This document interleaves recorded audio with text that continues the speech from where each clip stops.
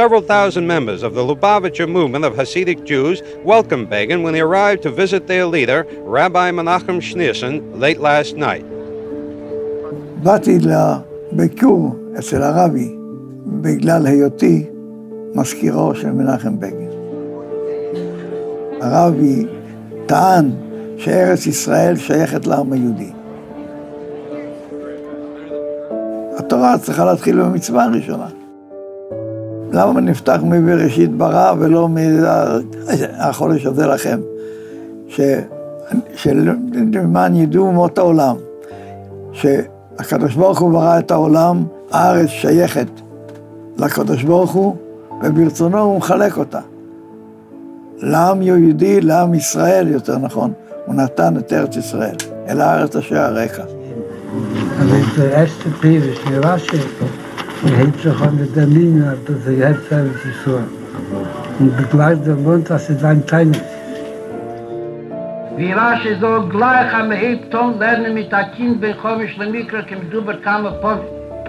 Als le Kind bro, und hu nosna le Mische Rotze, und dann noch notle mehelve nosna lonu, ist der Rebischer hat gewollt, dass das, was amol geheißen, auf Pitero nachlass gehen, Eretz, Knaan, aber Mischikowschash Israel durch Manulo, shal Eretz, wo das gewähnt Jeriche, von dem Ulton ist Eretz Knaan, sie geworden Eretz Israel. Und was sie geworden Eretz Israel, min hanor hagod und wadne harprosh. מתן תורה ניתנה, והבטוחו שהיא ארץ של בני ישראל במדבר, ילכו לארץ ישראל, ולארץ תמורת ארץ כנען תהיה ארץ ישראל. Chers amis, bonsoir à tous. Maintenant qu'on a toutes les réponses, merci d'être venus, c'est un plaisir. Et si quelqu'un veut rajouter, on va débattre pendant la soirée, on n'a pas entendu le rabbin. D'accord. On va voir, j'espère, 3 thèmes majeurs ce soir. On peut parler des heures, on peut parler des heures. 3 thèmes sur quoi on va se focaliser. Le thème numéro 1, quelle place a la terre d'Israël dans la conscience juive et dans la vie juive? Numéro 1. Numéro 2, je ne sais pas c'est qui fait concurrence avant vous. Numéro 2, pourquoi Israël est important pour nous en tant que nation? Pourquoi on a besoin d'avoir un morceau de terre? Pourquoi le peuple juif ne peut pas exister sans morceau de terre? Numéro 3, est-ce qu'on va voir pourquoi, quel droit nous avons sur la terre d'Israël? D'accord? On va voir point de vue légal, point de vue histoire. Je dis on peut parler des heures, mais c'est de très... Alors je ne sais pas qui a mentionné, mais quelqu'un a mentionné tout à l'heure que depuis le début des temps dans le livre de Daniel, on va prendre le texte, dans le livre de Daniel, je ne sais pas si c'était Virginie qui a dit ça ou quelqu'un d'autre, je ne pense pas, et vient de dire comment tu dis, monsieur Robin, comment il t'appelle? Benjamin. On ne peut pas dissocier l'aspect spirituel, ancestral, historique, de l'aspect qu'on a aujourd'hui en 2023. C'est un ensemble, et je pense que dire facilement que les non-juifs ou les catholiques ne croient pas dans la Bible ou quoi que ce soit, je ne suis pas tellement d'accord avec ça, au contraire, je pense que la Bible, c'est quand même le livre qui est le plus imprimé au monde, traduit dans le plus de langues, que la majorité des nations dans le monde croient, jurent, lisent. Alors après, j'en parle de ceux qui ont aussi rajouté le Nouveau Testament, mais au final, on doit se baser sur la Bible. Et c'est le livre qui montre justement les plus belles preuves, et tout le monde y croit, sur l'appartenance d'Israël au peuple juif. On va tout de suite voir avant d'arriver au raccourci de dernière décennie. Dans le livre de Daniel, c'est écrit, fameuse histoire, chapitre 6, verset 11. Le livre nous raconte la fameuse histoire avec Daniel qui a été jeté dans les cages de lion. On ne va pas rentrer dans chaque détail parce qu'on ne pourra jamais finir. Et Daniel, qui était un prince et un prophète, je traduis le texte, il était en train de prier 3 jours et il priait face à Dieu. Le fait qu'il a été prié pendant, prié pendant plusieurs jours envers Dieu. Et les ministres qui étaient à l'époque, c'était l'empire babylonien qui existait à l'époque, étaient jaloux de la position de Daniel, qui était quand même un des plus hauts ministres placés de Darius le docteur. Automatiquement, ils se sont dit qu'il faut faire quelque chose pour se séparer de ce Daniel. On parle ici à une époque qui remonte à plus de 2400 ans. Et qu'est-ce qu'ils ont dit? Ils ont dit que tout celui qui va interpeller un dieu à part toi, à part l'empereur, automatiquement il faudra le tuer, il faudra le jeter dans une cage de lion. Quand ils ont découvert que Daniel priait Dieu, je vous lis le texte, Daniel priait Dieu malgré le décret, le roi avait fait le choix que de le jeter dans la cage des lions. Et miraculeusement, le livre de Daniel nous raconte, Dieu il a envoyé son ange il a fermé les bouches des lions et Daniel n'a pas été touché. Cet événement s'est passé il y a 2400 ans, 50 ans après la destruction du premier temple à Jérusalem et l'exil des Juifs vers Babylone. Mais déjà, à ce moment-là, on voit dans le livre de Daniel que c'était le livre, quand il a entendu le décret qui a été écrit, Daniel est parti chez lui à la maison, il est parti dans la chambre en haut de la maison. De sa fenêtre, il a prié vers Jérusalem. Texte, Daniel, chapitre 6, verset 11. On voit ici que déjà depuis 2400 ans, il y avait ce qu'on appelle cette pratique de prier en ayant la face qu'on appelle aujourd'hui le Mizrach, face vers l'Est, face vers Jérusalem. Et pourquoi il a prié vers Jérusalem? Parce que c'était le pays ancestral, la terre ancestrale de nos patriarches, de nos parents. Maintenant, la question, elle est bien sûr que Dieu est partout. On peut parler à Dieu de n'importe quelle direction. Alors, néanmoins, on voit qu'on a l'habitude, quand on prie, de toujours avoir la face vers Jérusalem, la place où Dieu se trouve. Se rappeler d'Israël et Jérusalem, ce n'est pas seulement l'orientation vers où on prie, mais on voit qu'à chaque fois qu'on parle à Dieu, dans n'importe quelle prière et n'importe quel texte, à chaque fois on est en train de se rappeler qu'on languit Jérusalem, on veut revenir vers Jérusalem. Dans le Sidour, le livre de prière qu'on dit tous les jours, 3 fois par jour dans la Hamida, parmi les dizaines de bénédictions qu'on dit dans la Hamida, on dit la fameuse phrase Kab shofar gadol cherutenu, on demande à Dieu, sonne dans un grand chauffard pour nous libérer, Sanes kabet cherutenu, mais essaie de rassembler tous les exilés des 4 coins de la terre. Baruch ata Hashem, et kabet sitrei amo Israël, on demande à Dieu de pouvoir rassembler tous les exilés des 4 coins vers la terre d'Israël. Ce texte n'a pas été inventé aujourd'hui, c'est un texte qui a été inventé depuis plus de 2000 ans par les gens de la Grande Assemblée, c'est de là qu'on a le texte du Sidour, on fait la prière tous les jours. D'accord, maintenant, quand on prie vers Jérusalem, on passe vers Jérusalem 3 fois par jour, on n'a pas de se rappeler qu'on va vers Jérusalem, c'est pas suffisant. Quand on mange du pain, celui qui a l'habitude de se laver les mains avant de manger du pain, et fait Birkat Hamazon, la prière qu'on fait après avoir mangé du pain, on a l'habitude en semaine de dire le psaume 137, avant ça, Al Naharot Bavel, Sham Yashavnu, Gambachinu, le psaume 137, sur les rivières de Babylone, on était assis, c'est là qu'on a pleuré en se rappelant Sion. Sion, bien sûr, on sait très bien que Sion, c'est Jérusalem. Et on chantait avec nos arts, etc. Shir Olanam Yeshir Sion, je ne vais pas vous traduire tout le psaume 137, on dit chaque fois qu'on mange du pain, on veut se rappeler de ces antécédents qu'on a eu au temps de Jérusalem, etc.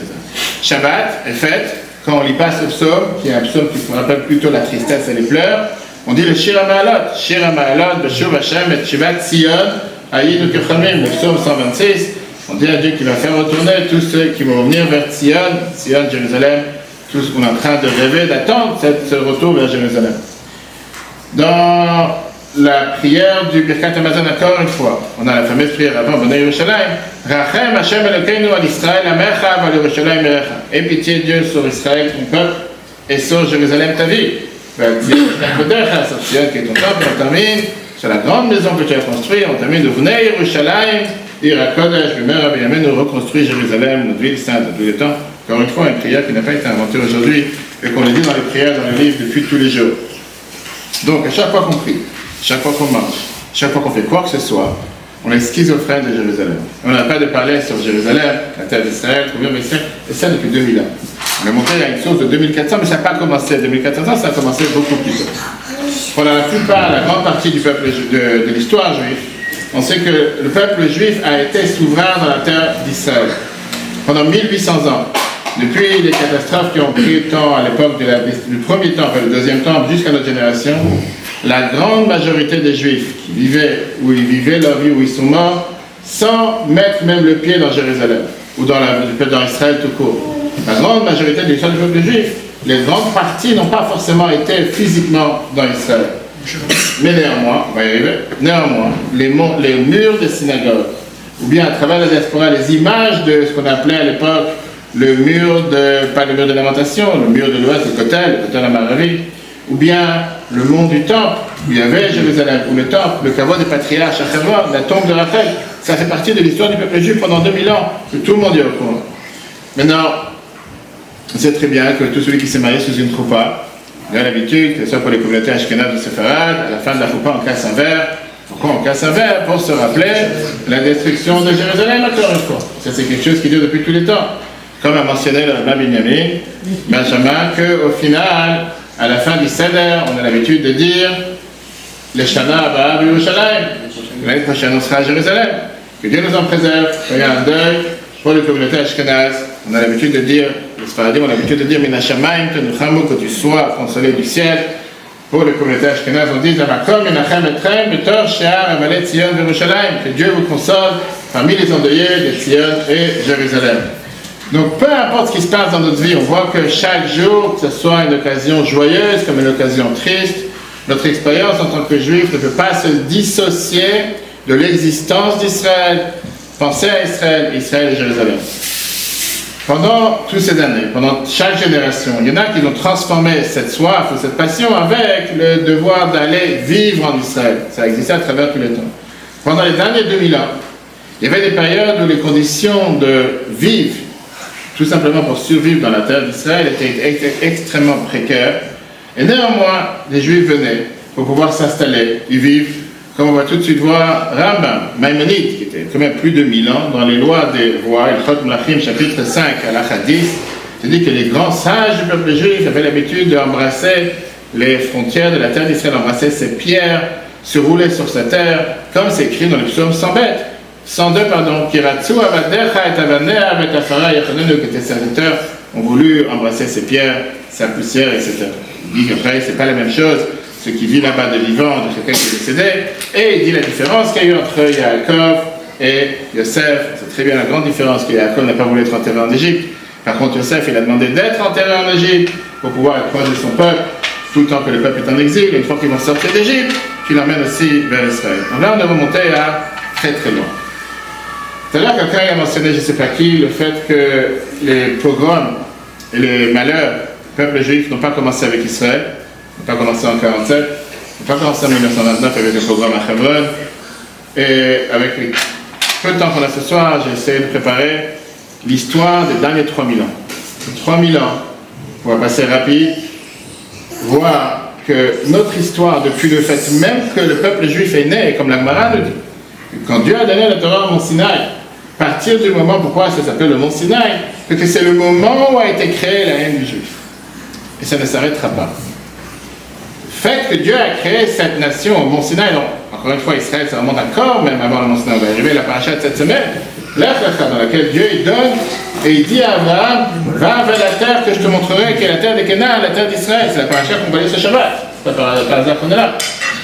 Mais regardons un peu ce qui se passait à l'époque. On parle maintenant 1429 ans avant l'ère commune. Pharaon, il a rendu expert le peuple juif, tout le monde connaît l'histoire. 357 ans avant l'ère commune, Aman a décidé de vouloir tuer tous les juifs qui étaient dans son empire à l'époque. 170 ans, c'était en Turcus, qui était un des rois, un des empires grecs à l'époque, a décidé de vouloir interdire la loi juive. Après, je saute par rapport à tout ce qui était le premier pogrom en Alexandrie en l'an 38. En l'ère commune, il y avait Adrien qui a décidé d'interdire, de ne pas laisser vivre les lois juives. En l'an 135, on est en 2023, Rome a expulsé les Juifs de Jérusalem, et c'est là qu'elle a nommé cette terre Palestine. Pas Palestine, Palestina. Et ça, je vais rentrer dans les détails, parce que c'est important de savoir. Ah, c'est pas grave. Mais aujourd'hui, tu regarderas la vidéo. Tu as entendu. Tu vas très vite, j'ai du mal à tout enregistrer. Mais pas de souci. Tu vas prendre par cœur. Mais pas de souci, on va faire l'examen. Pour ça, je te donne les vies. Parce que les gens ils demandent la question d'où vient la source. Ce nom a été donné par nos ennemis pour nous faire souffrir, pour se moquer des Juifs. Pas aujourd'hui. On parle maintenant 135 de l'ère commune, on est en 2023, ça fait environ 1800 ans. Alors, je donne les détails exacts. Alors, c'était le père de l'histoire qui était Hérode, qui vivait 5 siècles avant l'ère commune. Lui, il a voulu, il a visité dans tout ce qui était la partie d'Israël, Haza et Ashkelon. Et là-bas, il a su qu'il y avait des Philistins qui habitaient dans la région. Et Nebuchadnezzar les a exilés il n'y a pas longtemps avec les Juifs de la terre. De là, il a décidé de donner le nom Palestina. Pourquoi? Parce que c'était pour échanger le nom qui existait jusqu'à l'époque, la terre d'Israël. Même les Juifs qui écrivaient en langue grecque et qui s'appuyaient sur les écrits de Hérode, comme Yosef ben Matityahu ou Philon d'Alexandrie, ils ont utilisé ce nom de temps en temps. Néanmoins, le nom Judée, merci beaucoup, le nom Judée est resté un nom qui était dominant, pas seulement pour les Juifs, mais pour les nations du monde. Même une fois que l'Empire romain s'est installé dans tout le royaume de Hasmonée à l'époque, elle a appelé la région la province de Judée. Province de Judée, la province de Judée. Ça c'est même écrit, c'est gravé sur les pièces de victoire d'Aspasianus, que c'est le César Aspasianus, après qu'il a réussi à abattre son fils Titus avec la grande révolte et détruire le temple. C'est appelé Judea Capta, qui veut dire la conquête de Judée. Après la révolte de Bar Korba, qui était 135 ans avant l'ère commune, quand le César Adrianus a décidé d'effacer une fois pour toutes le souvenir des Juifs de la région, il ne s'est pas suffi de les exiler. Il a décidé de changer le nom officiel de la province moderne à Palestina, le nom qu'il a connu des livres grecs. Et après ça, ce nom Palestine, c'est un nom qui est devenu le nom dominant de la terre d'Israël, qui est devenu une partie des empires qui ont régné à travers les textes, les Romains, les Byzantins, merci, les Arabes, les Mamelouks, les Turcs, et c'est comme ça que les Anglais, au temps du mandat anglais, l'ont aussi continué à l'appeler. C'est pour ça que je veux dire, prendre l'histoire au milieu, c'est un danger. Il faut savoir prendre l'histoire depuis le départ. C'est trop facile de remonter à 50 ans ou quelques temps plus tôt. Mais non, pas comme le nom Judée qui voulait dire la majorité des terres à l'époque, dans n'importe quel pays que tu dis, par exemple la France, les Français vivent en France, etc. En Palestine, n'ont jamais, à aucun moment, habité des Palestiniens. Palestine, depuis que Hérode a inventé ce nom et qu'il a mis ce nom sur cette morceau de terre, habité différents morceaux de différents pays de la région, et aucun d'entre eux s'est affilié avec le nom Palestine. Même les Arabes qui vivaient dans ce morceau de terre ne se sont pas identifiés comme Palestiniens. Qui était à l'époque, c'était ce qu'on appelait, il y avait le comité, la sommité arabe élevée, il n'y avait aucun souvenir au peuple palestinien, ni le père d'Abou Mazen, qui est aujourd'hui le dirigeant à Ramallah de ceux qui s'appellent les Palestiniens, ni Ismaël Haniyeh, qui est le dirigeant du Hamas, ne savait pas qu'ils sont palestiniens, malgré que le nom Palestine ou Palestine a été utilisé largement chez les Juifs. Et d'ailleurs, c'est à un certain moment qui a changé du mot Palestine à Palestine. Le journal sioniste, qui était au moment du mandat britannique en Israël, il s'appelait Palestine Post. Et à la fin, il a été changé à Jérusalem Post. Avant que l'État d'Israël redevienne, qu'on puisse reprendre ce qui nous a toujours appartenu en 1948, aucun arabe qui vivait dans la région s'appelait palestinien ni Palestine. Tout de suite, on arrive. C'est sûr que quelqu'un est ici. Mais non, ce concept peuple palestinien qui vient dire les Arabes d'Israël, il a existé pour la première fois en 1964.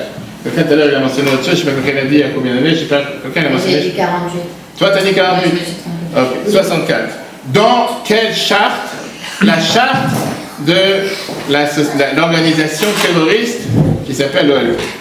C'est là que ça a été cette avancée. Et donc pas comme tous les autres peuples qu'ils ont eu, ils ont eu leur nationalité pendant des siècles et des siècles. Le peuple palestinien est né subitement de nulle part sur un papier, sans aucun antécédent. La nationalité palestine, c'est elle, si on peut dire, elle est née à travers ce conflit qu'on appelle israélo-arabe ou arabe-israël. Et donc, les soi-disant Palestiniens, 64. Les Palestiniens aujourd'hui, on peut dire, ils doivent leur nationalité, si on peut dire, au sionisme, grâce aux Juifs. Quand Golda Meir, elle a dit que ça n'existe pas une identité d'un peuple palestinien, bien sûr que les gens se sont révoltés contre elle. Qui a approuvé ce qu'elle a dit? C'était pas plus qu'un des plus hauts placés du PLO, de l'OLP, l'Organisation de la Libération de la Palestine, qui s'appelait Zouhaïr Bouhassein, en 1977.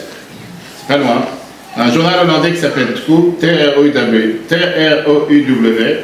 il y a là-bas un article qu'on peut rechercher, on le trouver sur Internet, il se trouve dans le journal du 31 mars 1977, page 7 en bas, où ce Zouhaïr Bouhassein, qui est un des plus hautes autorités de l'OLP, il dit clairement, nous sommes palestiniens pour des raisons politiques seulement. On n'a aucun antécédent, on vient de nulle part, c'est juste pour des raisons politiques. Et donc sans le sionisme, il n'y aurait pas eu de peuple palestinien. Et si jamais, comme quelqu'un l'a dit tout à l'heure, l'État d'Israël arrête d'exister, et Dieu nous en préserve, le peuple palestinien aussi arrête d'exister. Parce qu'il est là juste pour des besoins politiques. Et donc, pour fermer cette parenthèse, on est seulement à peine à l'année 135, le peuple palestinien n'existe pas par son propre mérite, il a été créé particulièrement pour nous, ou si on peut dire à cause de nous. Celui qui regarde l'histoire avec la foi, et c'est très bien qu'on dit dans la paracha de Haazinu, la paracha de Haazinu, on a l'habitude de dire, la fameuse phrase, le fameux texte, qu'ils ont été jaloux envers moi sans Dieu, et moi je vais être jaloux de eux sans peuple. En deux mots, quand si Israël se conduit sans Dieu, automatiquement il pourra parfois se retrouver sans peuple. Mais ça c'est la parenthèse par rapport à tous ceux qui voulaient savoir d'où vient cette authenticité à partir de quand. Donc on est dans l'année 135, on avance, chers amis, donc ça c'est les Roms qui ont expulsé les Juifs, ils ont donné ce nom Palestina. Après on peut avancer avec tous les différents pogroms en 415 par exemple. Les Roms ont interdit de construire de nouvelles synagogues en 612. C'est à ce moment-là que les Espagnols ont décidé d'expulser les Juifs. En 627, Mohamed a décidé de décapiter 600 Juifs. Les femmes ont été prises en tant qu'esclaves. On est dans l'année 627 pour ceux qui étaient à l'époque. Attends, c'est où ça? 627. Dans quelle région? Je ne sais pas l'état de la région. J'ai pris la date. 640, le calife Omar a décidé de demander aux Juifs d'avoir des ceintures jaunes. On est dans l'année 640. En 640, les Juifs sont aussi expulsés de tout ce qui est la péninsule arabe. En 1096, en avance de quelques années, on était dans les premières croisades, les 1000 Juifs sont massacrés. En 1148, les Almohadines en Espagne forcent les Juifs à se convertir ou bien à mourir. En 1179, on a cette fameuse loi qui a organisé que les Juifs ne peuvent plus témoigner ou se plaindre contre les catholiques. En 1190, tous les Juifs de York en Angleterre sont massacrés. Et après ça, on peut avancer avec 1255, 1247. En 1290, Édouard I renvoie tous les Juifs d'Angleterre. En 1306, c'est les Juifs qui sont renvoyés de la France. En 1344, est ce qu'on appelle à l'époque les manifestations, les Black Death Riot, les manifestations de la mort noire, des dizaines de Juifs, de communautés juives sont totalement détruites. En 1389, 3000 Juifs sont massacrés dans les manifestations à Prague. En 1391, des milliers de Juifs sont tués dans les manifestations en Espagne. En 1394, c'est Charles IV qui décide de renvoyer les Juifs de France pour la deuxième fois. En 1421, un massacre à Vienne. 1492, l'expulsion des Juifs d'Espagne. 1497, la conversion forcée des Juifs au Portugal. En 1648, c'est la révolte de Khmelnytsky. En 1744, Marie-Thérèse interdit les Juifs d'être en Hongrie. En 1776, Maryland demande aux catholiques, demande que la foi catholique soit les seuls qui peuvent gérer des affaires publiques. En 1791, les Juifs de Russie sont confinés dans une partie d'endroits où ils peuvent habiter, pas dans d'autres endroits. Ça, c'est déjà il y a 300 ans. En 1827, le tsar Nicolas décide de faire la guerre à tous les enfants juifs pendant 25 ans de service. En 1840, on a ce qu'on appelle la fameuse fausse attaque ou accusation Blood Label de Damas. En 1850, on interdit à Lionel de Rothschild de prendre part dans le Parlement anglais. 1850. Alors on se rapproche déjà de notre histoire. En 1861, on a un des aumôniers de l'armée américaine qui s'appelait Michael Allen est forcé ou bien de démissionner ou bien de devenir catholique, chrétien. On a après en 1880 les pogroms en Russie, 1894 l'affaire Dreyfus. Et en 1903, on a la première impression, 1903, du protocole des anciens de Sion. En 1915, 600 000 Juifs sont déplacés de l'intérieur de Russie. En 1919, on a le pogrom de la guerre civile en Russie. En 1921, on a les premiers massacres d'Arabes contre les Juifs en Israël, où 43 Juifs sont tués, 1921. 1929, les Arabes tuent 133 Juifs, le fameux pogrom de Hebron, parce qu'ils étaient enragés ou ils ont été envenimés par le chef El-Husseini qui était de Jérusalem, qui était d'ailleurs un des meilleurs amis d'Hitler. 1942, c'est là qu'il y a la fameuse conférence. Il y a une photo entre les deux. J'ai dit, on peut s'attarder sur chacun des états, mais je vais passer ça rapidement parce que ce n'est pas le sujet, mais pour comprendre, j'ai dit, je ne peux pas dissocier ça de l'histoire. 1942, il y avait la fameuse conférence de Wannes qui a organisé l'extermination des Juifs d'Europe, et c'est là qu'on a commencé à gazer les Juifs à Auschwitz, 1942. 1939, c'est là que les Anglais, 1939, on est encore avant la Shoah, les Anglais ont décidé de limiter l'émigration des Juifs vers la Palestine. Madison Square Garden à New York est rempli de manifestations pro-nazis. Et en 1940, on envoie les Juifs en camp de travaux forcés en Pologne. Les Juifs qui s'enfuient pour aller en Israël sont interdits de rentrer en Israël par les Anglais et sont renvoyés d'Israël, ils n'ont pas pu avoir accès. Le ghetto de Varsovie liquidé en 1943. En 1944, les Juifs d'Hongrie sont arrivés, on les a exterminés. Et les demandes de pouvoir bombarder Auschwitz a été refusées en 1944. Après, il y a les pogroms en Libye en 1945, où on a plus de 140 Juifs qui ont été tués. 1946, on a encore 42 survivants de l'Holocauste qui sont tués en Pologne. 1947, il y a tout ce qui sont les manifestations en Syrie, où plus de 200 maisons sont détruites.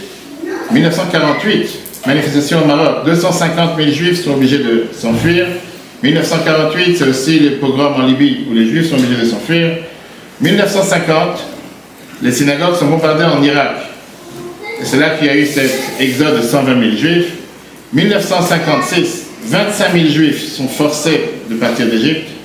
1975, l'Assemblée générale des Nations unies proclame que le sionisme c'est une forme de racisme. 1975. Et bien sûr, quand on avance avec ce qui s'est passé 91-94 jusqu'à nos jours.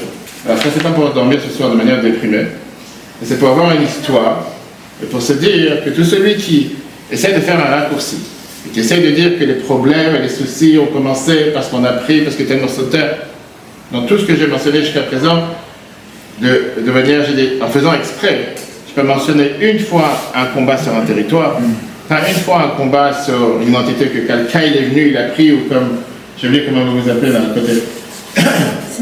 Cimetière. Donc quelqu'un était là qu'on est venu, dormir, on a pris squatter quelque chose qui ne nous appartenait pas, et donc pour ça on a reçu, j'ai rien contre toi, mais j'ai dit, pour l'instant, dans tout ce que j'ai mentionné, on peut s'arrêter sur chacune de ces dates, depuis 3000 ans d'histoire. Là, c'était plus ou moins 2000 ans. On n'a absolument rien fait. On n'a absolument rien demandé. Donc, on est à la question, on a vu comment Maïmonide nous disait que depuis tous les temps, depuis plus de 1000 ans, qu'on avait dit des crimes, c'est pareil, que les sages voulaient retourner vers Jérusalem, comme Yaakov, comme Yosef, etc., etc. Le grand philosophe juif, Rabbi Yehuda Halevi, qui est décédé en 1141, il a eu aussi ce rêve de vouloir aller vers Jérusalem. Il a fait tout un poème, on n'a pas attendu le soir parce qu'il est déjà tard, on va avancer sur les sujets les plus importants. Comme quoi, déjà en 1141, il voulait se rapprocher, il languissait Jérusalem, il se rapprochait de Jérusalem. Avec ça, on a peut-être déjà la première partie de la réponse à la première question, qui est quelle place a ce morceau de terre d'Israël dans la conscience juive et dans la vie juive? Tout celui qui veut l'entendre, il peut l'entendre. Encore une fois, c'est documenté, c'est réel. Ça n'a pas commencé en 48, ça n'a pas commencé récemment, c'est depuis tous les temps. Maintenant, ça renforce la deuxième question qui est pourquoi Israël est tellement important pour nous en tant que nation? On a besoin d'avoir une terre plus courte. Qu'est-ce qu'on a besoin de se prendre la tête? Et pour ça, je pense que c'est important de retourner à ce qui s'est passé cette année. On a parlé longuement sur la guerre de Kippour, on a commémoré la guerre de Kippour. Combien de parallèles avec la guerre de Kippour se sont reproduits malheureusement, Simchat Torah. Mais on ne va pas parler de la guerre de Kippour, on va retourner d'abord avec la guerre de 6 jours. Et c'est là que c'est important de comprendre quelle différence s'est passée alors et quel parallèle avec aujourd'hui. Si quelqu'un veut m'interrompre, si tu veux que je m'arrête, avec plaisir. D'accord. J'ai vu que tu étais fatigué. Les Anglais, eux, ils régnaient, on va dire, en Israël, la Terre Sainte, qui est d'ailleurs appelée la Terre Sainte, d'après tous les peuples, d'après toutes les nations, d'après toutes les langues, de 1917 à 1948. Eux, ils ont empêché, justement, l'immigration de Juifs vers la Terre Sainte. Entre 1930 et les débuts de 1940, quand des Juifs d'Europe étaient cherchés, et ça revient à quelques réponses que Satan dit tout à l'heure, pour montrer comment c'est faux. Quand certains Juifs cherchaient justement de s'enfuir et se protéger du génocide nazi, ils ont vu que les portes de leur terre ancestrale étaient totalement fermées. Le même était avec le cas avec les survivants de l'Holocauste qui essayaient de reconstruire leur vie en Israël. L'établissement de l'État d'Israël en mai 1948 a donné l'opportunité à beaucoup de Juifs de finalement revenir dans leur terre, qui a toujours été leur terre. L'État d'Israël, la première constitution, a été proclamée comme que toutes les législations qui ont été choisies par le gouvernement anglais, qui s'appelait à l'époque le White Paper, le papier blanc, en mai 1939, ils ne seront plus aucune valeur, c'était en 16 mai 1948. Et c'est là qu'on peut dire que cet État indépendant s'est établi pour la première fois en 19e siècle, où des centaines de milliers de Juifs sont arrivés des quatre coins du monde pour retourner vers la terre qui a toujours été la leur, sans distinction. En 1967, guerre de 6 jours, il y avait environ 2,4 millions de Juifs qui habitaient en Israël.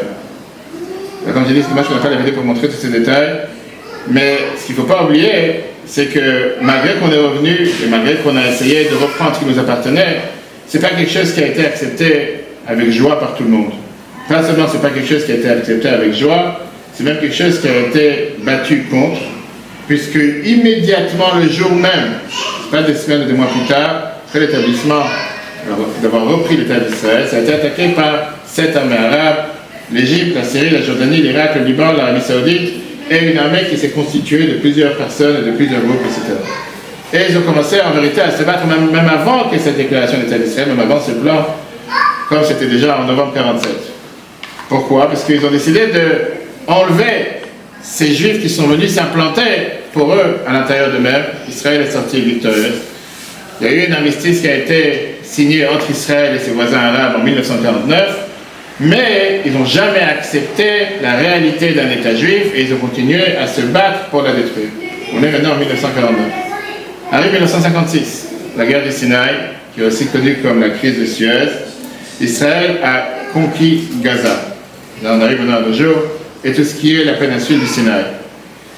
Et malheureusement, Israël a lâché ses territoires à l'Égypte avec cette notion qui a été signée par l'UNEF, qui est United Nations Emergency Force, la force urgente des Nations Unies, qui était basée sur quoi en 1956, que numéro 1, que l'estrait du tyran, que le détroit du tyran reste ouvert pour les bateaux israéliens, et deuxièmement, que les frontières restent démilitarisées. 1956. Parallèle avec aujourd'hui, je pense que chacun peut le faire, on va avancer. Et ça, c'était pour justement faire éviter que les Fédéines, qui étaient une sorte de mouvance terroriste palestinien, de passer la frontière vers Israël, et grâce à cet échange qui avait été signé, plus ou moins, on va dire, les frontières entre Israël et l'Égypte sont restées calmes jusqu'en 1967. On est en 1956. 19 mai 1967, l'Égypte a expulsé tout ce qui était les agents des Nations Unies stationnés dans la péninsule du Sinaï. 22 mai, le président Nasser, le président égyptien, a annoncé qu'il arrêtait le passage de n'importe quel bateau israélien dans la mer Rouge par le détroit du tyran. Et pour Israël, c'était une déclaration de guerre. Dans les semaines qui ont avancé jusqu'à la guerre de 6 jours, alors que les Arabes étaient en train de se mettre en place pour attaquer Israël, la notion qui a été proclamée haut et fort, sans gêne, et j'arrive à ce que quelqu'un a dit tout à l'heure, malheureusement, on n'a pas voulu l'entendre à l'époque, et pareil récemment, avec toutes les dernières histoires, que leur but, c'est de repousser les Juifs dans la mer. C'est pas de vivre avec, comme on a dit tout à l'heure, côte à côte, on voudrait avoir un petit morceau. Il n'y a pas de Juifs, aucun Juif ne doit vivre ici. Et ça a été dit haut et fort par eux, tout celui qui se rappelle les manifestations d'Arafat, etc. C'était exactement la même chose. Les slogans et les chants qui étaient criés haut et fort. De jeter les Juifs dans la mer, de ne pas avoir aucun Juif sur ce territoire. Ça, c'est ce qu'ils cherchaient. Donc, 50 ans en avance après la guerre, je veux dire après 1967, et on voit qu'il y a eu plusieurs changements. Parmi ces changements, certains changements qui sont de vrais changements, et certaines choses qui malheureusement n'ont pas changé. D'abord, la population juive a énormément grandi en Israël de 2,4 millions à en 2017 6 millions, aujourd'hui 6,6, la population juive qui est aujourd'hui en Israël. Aujourd'hui, il y a 9 millions d'habitants, c'est très bien que c'est environ 24-25% de non-juifs et 72-73% de juifs. Après, bien sûr, il y a eu la force qui est la force militaire d'Israël qui a grandi et qui a énormément été, je dis, redoutable dans le monde. L'économie d'Israël s'est énormément multipliée. Et Israël a fait énormément d'efforts pour essayer de faire ce qu'on appelle les traités de paix avec ses voisins arabes, avec un certain degré de succès. On sait qu'Israël a signé un traité de paix avec l'Égypte et la Jordanie, mais pas pour l'instant avec tous ceux qui sont les autres voisins. Au même moment, il y a des choses qui sont parallèles, qui n'ont pas changé depuis et qui sont les mêmes accords aujourd'hui. En 1967, on a 3 armées arabes, l'Égypte, la Syrie et la Jordanie, qui sont soutenus par d'autres militaires d'autres pays arabes, comme l'Irak, le Pakistan, la Libye, l'Algérie, le Maroc, le Koweït et l'Arabie Saoudite, qui sont énormément supérieurs en quantité et en nombre et en armes, qui sont décidés de, encore une fois, faire la guerre avec Israël.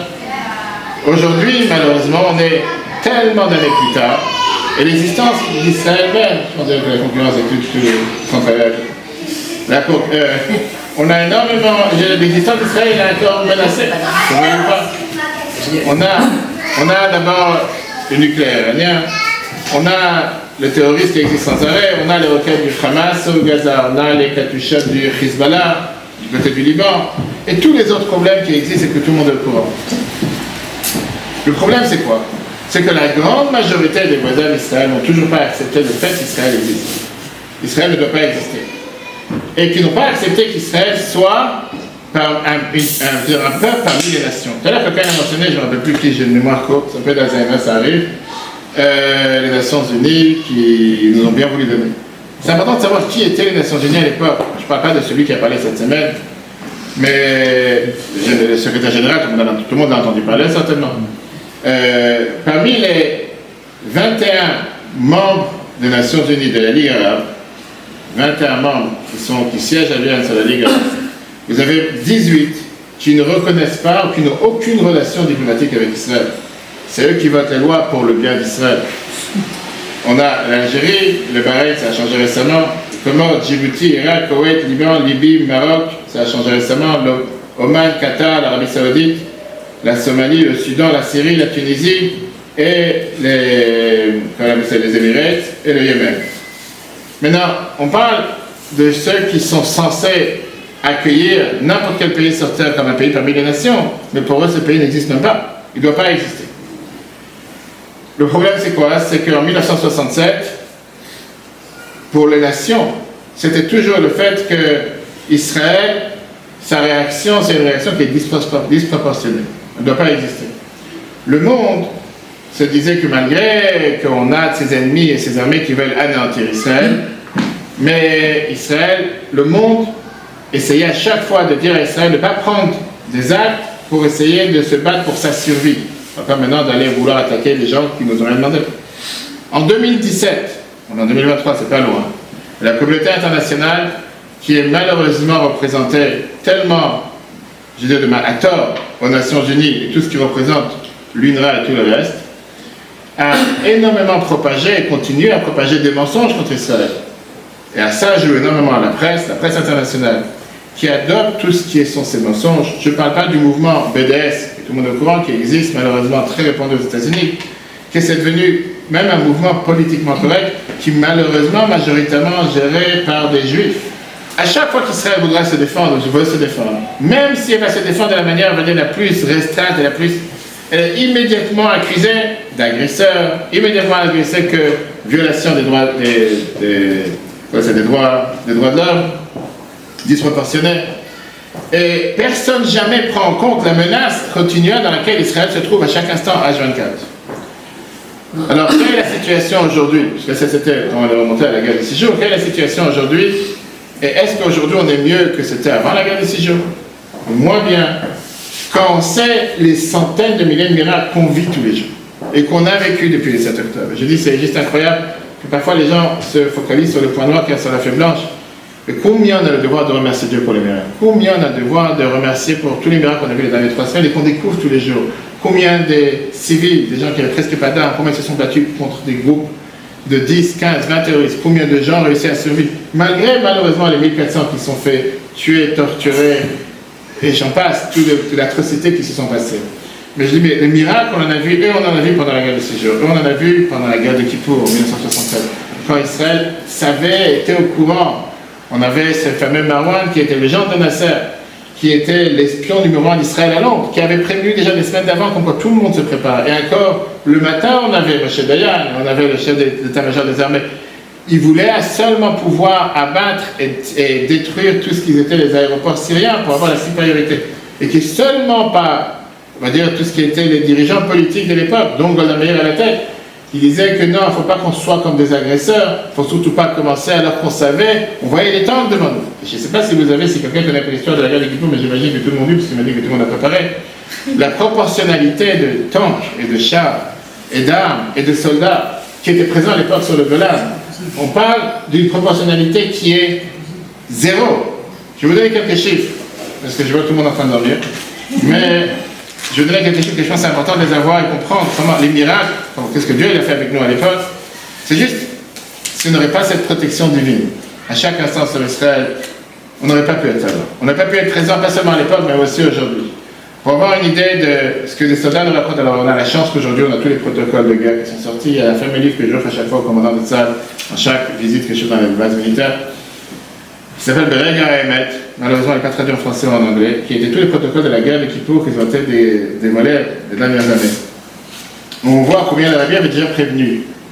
Le président Chazar, en 1973, en était dans son bureau. Pourquoi on ne va pas attaquer en avance? Pourquoi on attend alors que tout le monde est au courant, tout le monde sait qu'ils se préparent et qu'ils veulent attaquer? C'était tellement, je veux dire, c'était quelque chose que on aurait dû le faire. Malheureusement, chacun cherchait le chiffre. Malheureusement, on n'était tellement pas dans l'idée que non, il ne faut surtout pas attaquer. Alors voilà ce qu'un des soldats, du commandant raconte. Face à 1400 tanks syriens qui étaient placés sur le Golan, il y avait seulement 177 tanks israéliens. Les forces, l'armée de terre israélienne dans le Golan, il y avait 200 soldats. 200. Contre des dizaines de milliers de soldats syriens. Il y avait 3 divisions entières de Syriens qui étaient présents. Pour l'artillerie, c'est exactement la même chose. Israël avait seulement 44 canons d'artillerie contre 1000 canons d'artillerie des Syriens. Ça, c'est juste sur un côté.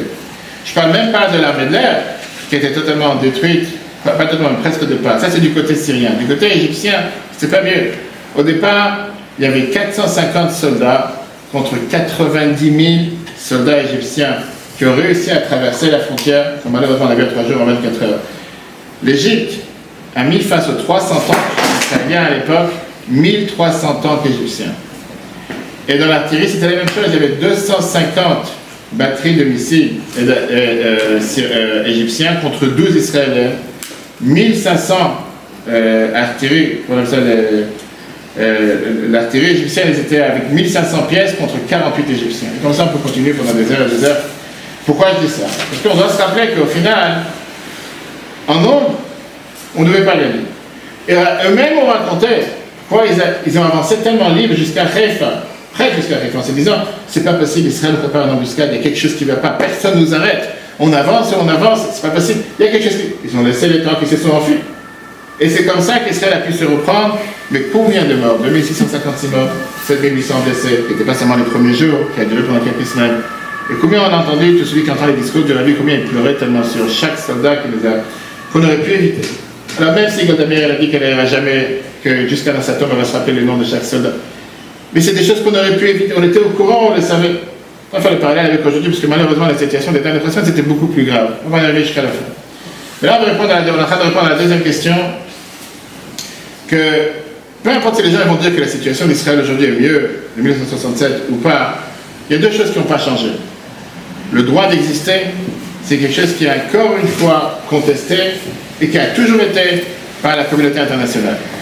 Ce n'est pas quelque chose qui a été inventé récemment. Et deuxièmement, la communauté internationale, et ça quelqu'un l'a dit tout à l'heure, ne va pas venir bouger d'un doigt, condamner quoi que ce soit si malheureusement il y a des juifs qui se font massacrer en Israël. Et j'allais dire pire que ça. Cette semaine, la reine du Jourdain, la reine de la Jordanie, pardon, et Erdogan, qui a été considéré comme un ami il y a quelques jours, c'est quelqu'un qui s'appelle le président turc, que jusqu'à il y a un mois ou deux, il avait invité Bibi Netanyahu, qu'on va faire la paix depuis l'histoire du Marbre. À peine hier, qu'est-ce qu'il dit? Tout le monde est au courant, je pense qu'on est... Qu'est-ce qu'il a dit à peine hier? À peine hier, il dit comme quoi le Hamas est un mouvement terroriste. C'est des gens qui ont tout à fait un droit, et qui ont un droit d'existence, et qui sont des gens... Quand tu entends que la reine de Jordanie vient et te dit que c'est pas vrai, il n'y a pas eu des enfants décapités, il n'y a pas eu tellement de morts, c'est un film. Qu'aujourd'hui, on est en train d'entendre déjà des gens qui disent que la Shoah n'a jamais existé. Mais là, c'est pas 80 ans, c'est juste il y a 3 semaines. Il y a des films, il y a des preuves. Donc je dis encore une fois, ces 2 points qui existaient à l'époque existent toujours aujourd'hui.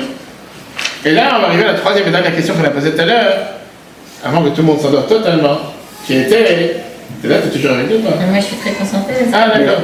Je veux juste t'interrompre sur un truc. Oui. Pourquoi si j'ai bien compris, tu pars du principe, tu dis que la situation elle est mieux aujourd'hui qu'en 67?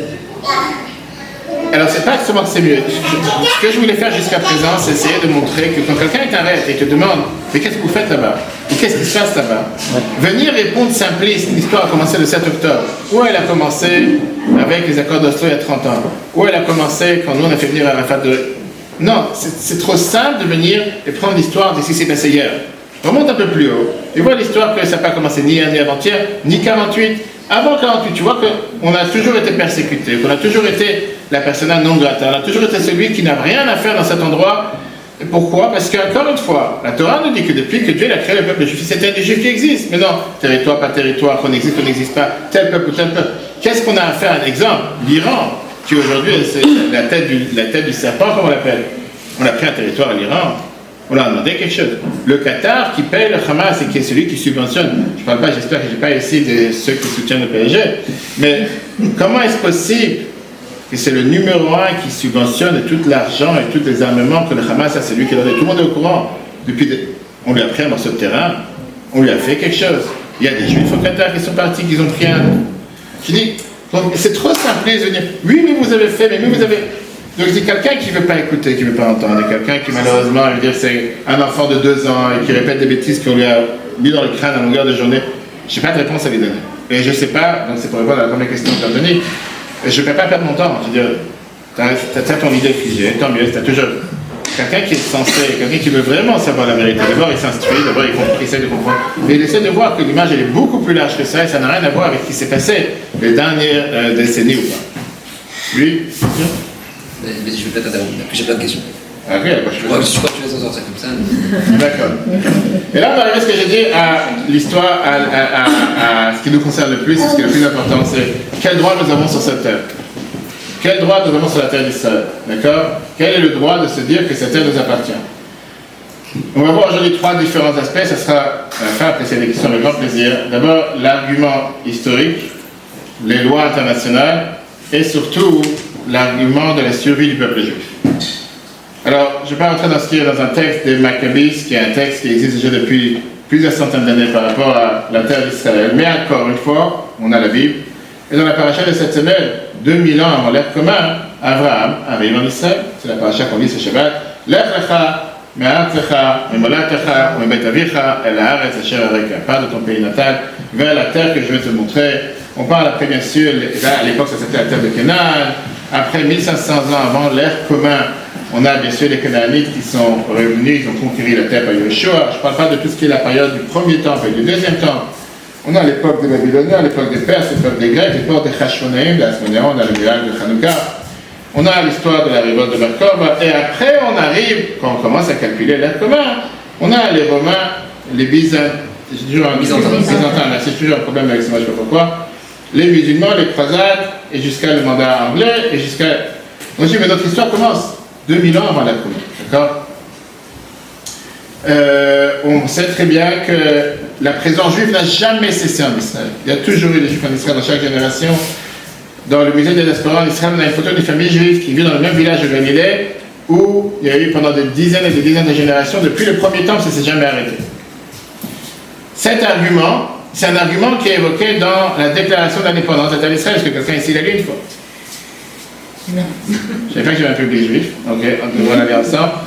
La terre d'Israël, c'est l'endroit où est né le peuple juif. C'est ici qu'on a tout ce qui est l'identité religieuse, spirituelle et politique.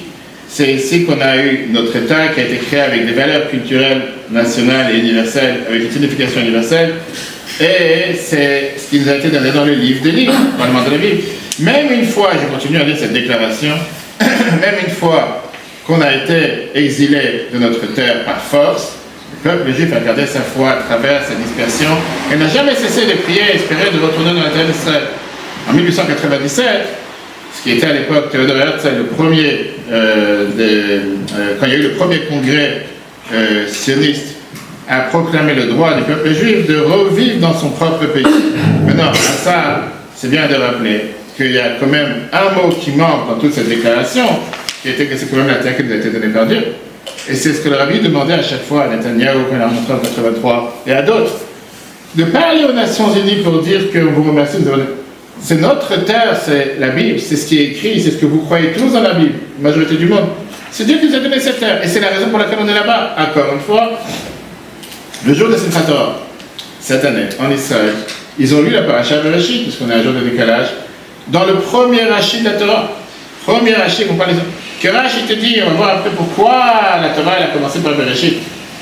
Et elle n'a pas commencé avec des lois. C'est le livre des lois juives, on aurait dû commencer avec des devoirs. Quoi faire? Pourquoi on a commencé avec Bereshit et Shemot? On va avoir un livre et demi. Parce que Amar Rabbi Yitzhak, Rachid Amen, Yitzhak te dit que si jamais va venir une fois les nations du monde, on parle maintenant d'une histoire d'il y a 1000 ans, qui vont venir et te dire, vous êtes des voleurs, vous avez pris la terre qui ne vous appartient pas. On va leur répondre.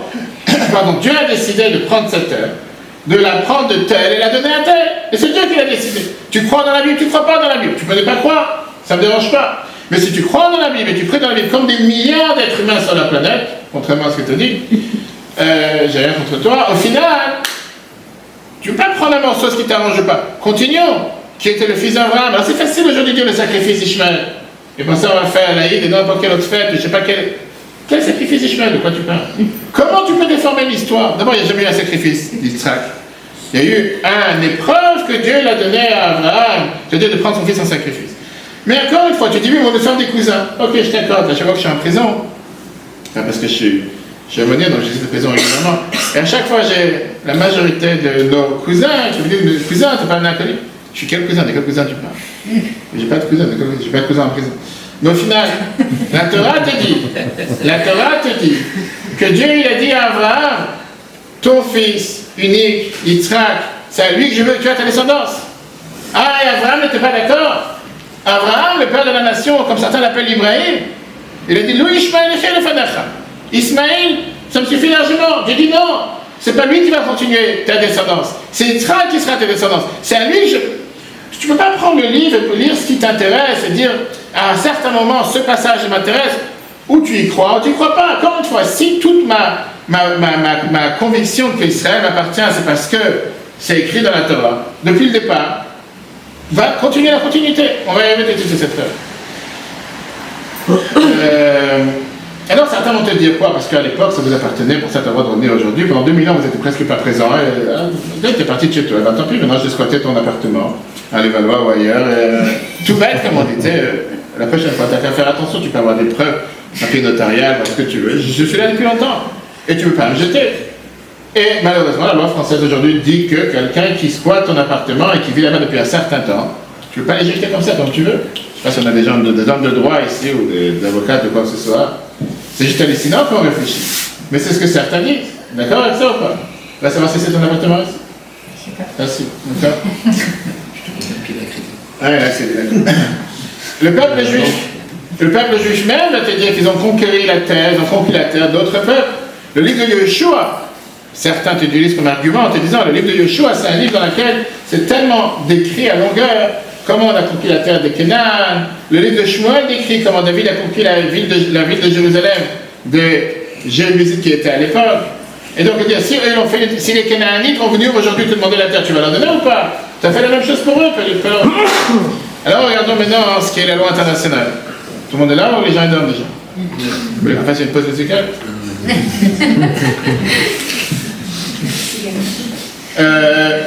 Les Juifs ont beaucoup d'avocats. Les fondateurs de l'État d'Israël, ils ont essayé de mettre cette loi internationale. Il y a eu d'abord la déclaration de Balfour, le 2 novembre de 1917, Lord Arthur Giles Balfour, qui était le ministère des Affaires étrangères anglais, a envoyé une lettre au baron Walter Rothschild en lui disant qu'il expresse que le gouvernement de Sa Majesté est en faveur de pouvoir faire venir des Juifs et de s'établir en Palestine, pour que ce soit une maison nationale pour le peuple juif. C'est connu comme la déclaration de Balfour, etc. Comme je dis, on a expliqué tout à l'heure d'où vient le mot Palestine, on ne va pas entrer dans les détails. Ce qui est le plus bizarre, c'est que les dernières années, ceux qui s'appellent Palestiniens ont commencé à dire cet argument qui est juste hallucinant, que eux sont les Canaanites qui sont mentionnés dans la Torah. Je dis, pourquoi pas, si je peux te dire que je suis aujourd'hui, je sais pas, je suis un extraterrestre, on va savoir. Et ça, c'est l'argument qu'ils te disent. Ils te disent que ça n'existe pas une preuve comme quoi le peuple juif a toujours existé. Alors disons que tu es les Canaanites, montre-moi la preuve. Où est le musée antiquaire des Palestiniens qui te montre que tu as eu, je sais pas, une fois un temple, un deuxième temple? Montre-moi les preuves, c'est très facile. Mais malheureusement, à force de répéter un mensonge dans le grand journal, le mensonge est accepté, c'est ce que les gens disent.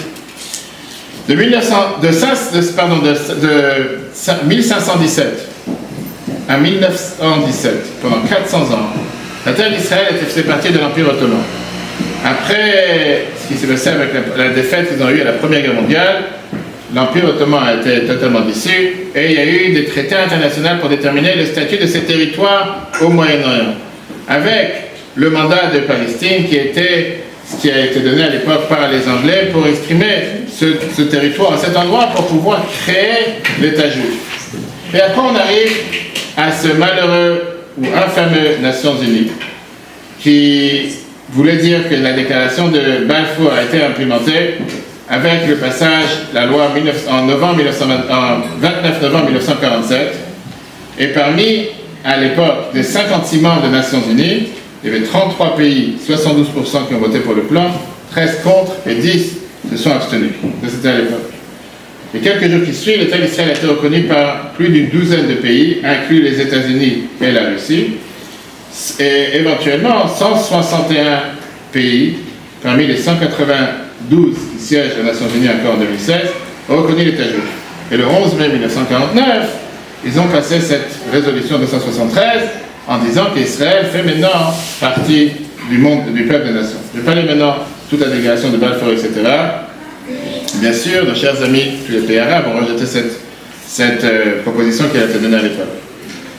Alors vient la question que les gens demandent et que les gens te disent, qui est, si le droit d'Israël existe comme plusieurs, à votre santé, si les gens te disent que le droit d'Israël existait, c'est parce qu'il y a eu la déclaration de Balfour aux Nations Unies, qu'est-ce qui se passe si demain, cette même Nations Unies vient et te dit qu'on t'a prêté le morceau, t'a prêté l'appartement pour aller en vacances un certain temps, et maintenant il est temps que tu ailles ailleurs, tu n'as plus rien à faire dans cet appartement ou quoi que ce soit. Est-ce que c'est pas quelque chose qui est à notre détriment? Est-ce qu'on a un moyen de survivre?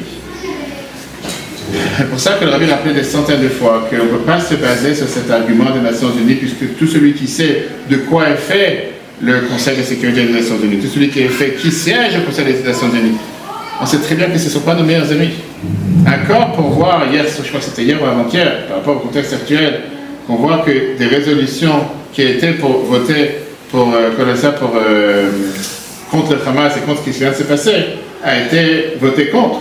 Ils n'ont pas accepté de vouloir, j'ai oublié le mot, dénoncer, merci, de dénoncer le Hamas. Tu parles d'une assemblée qui est là pour protéger la paix dans le monde et qui n'est pas capable de dénoncer des meurtres, des atrocités, des problèmes qui sont passés.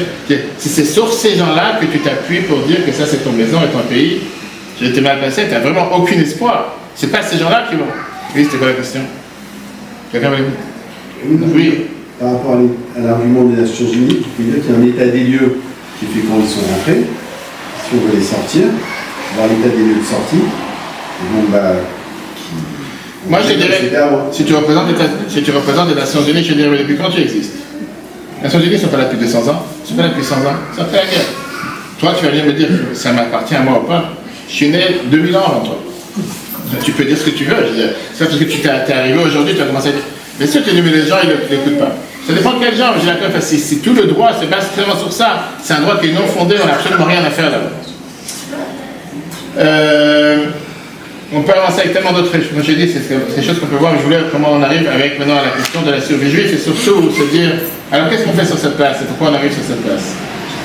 On ne parle pas seulement de ce qui s'est passé à l'époque au temps de la guerre, que pendant 2000 ans d'histoire, les Juifs ont été expulsés, massacrés, avec une impunité totale de tous ceux qui nous ont fait quoi que ce soit. Dans n'importe quel pays où les Juifs ont habité pendant tout ce temps-là qu'on a vu, on était toujours considérés comme des étrangers, comme des gens qui n'ont pris quelque chose qui ne leur appartenait pas. Et parfois, tous les biens des Juifs ont été saccagés, pris, détruits, volés. Ce qui a été fait, encore une fois, il y a 3 semaines. Parce qu'à entendre aujourd'hui, malheureusement, parfois, certains de nos frères et sœurs, qui disent qu'il y a les gens bien, il y a les gens de la population sur qui il faut avoir pitié. Tout celui qui a vu les vidéos, et j'espère que personne n'a vu, mais tout celui qui a vu les vidéos de ce qui s'est passé ce 7 octobre, il n'y avait pas que des terroristes qui sont venus massacrer, torturer, décapités. Il y avait des centaines et des centaines et des centaines de civils qui sont venus, des soi-disant civils, pour voler, détruire, prendre des tracteurs, des vélos et j'en passe. Et je ne parle pas seulement de ces...